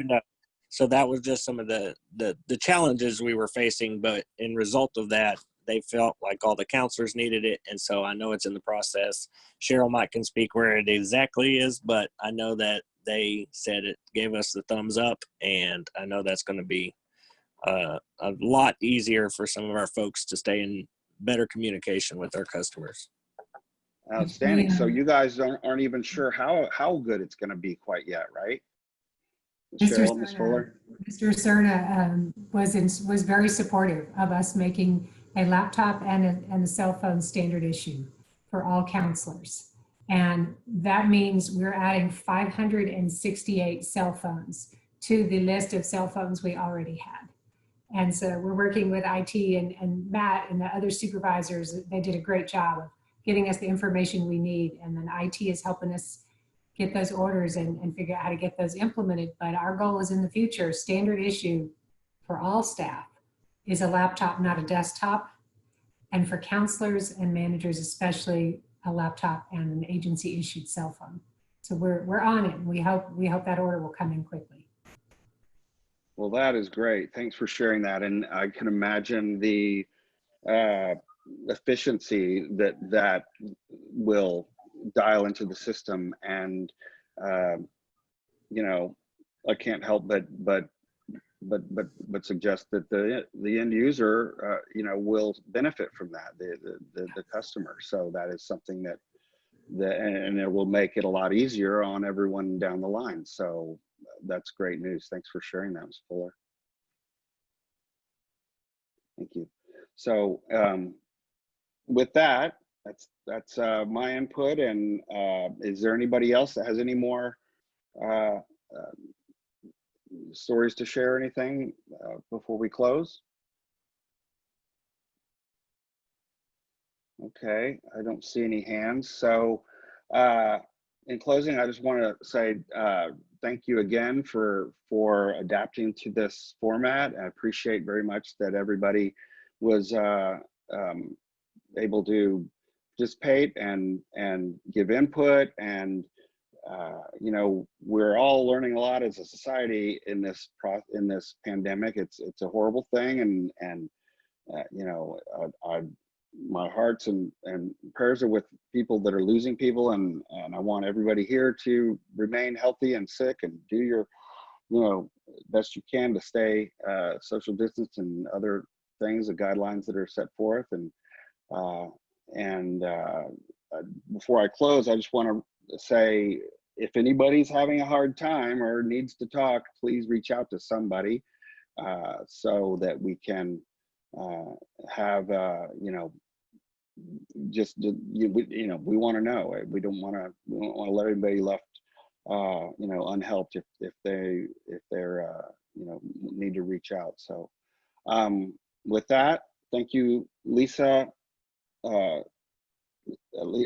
Godwin, for putting everything together and all the hard work, and all the committee chairs and Ms. Coward, of course, and everybody that you know, pulled this together to be able to have a good a first virtual quarterly meeting. So thank you. I see Paul raised your hand, Mr. Hunt. Was that intentional or? Unmute, Paul. He's unmuted. Are we going to actually have a debriefing meeting to debrief this meeting at 4 o'clock today? We do intend to, yes. Okay. So at 4 o'clock. So with that, and did Paul? I'm sorry. Go ahead, Ms. Majeski.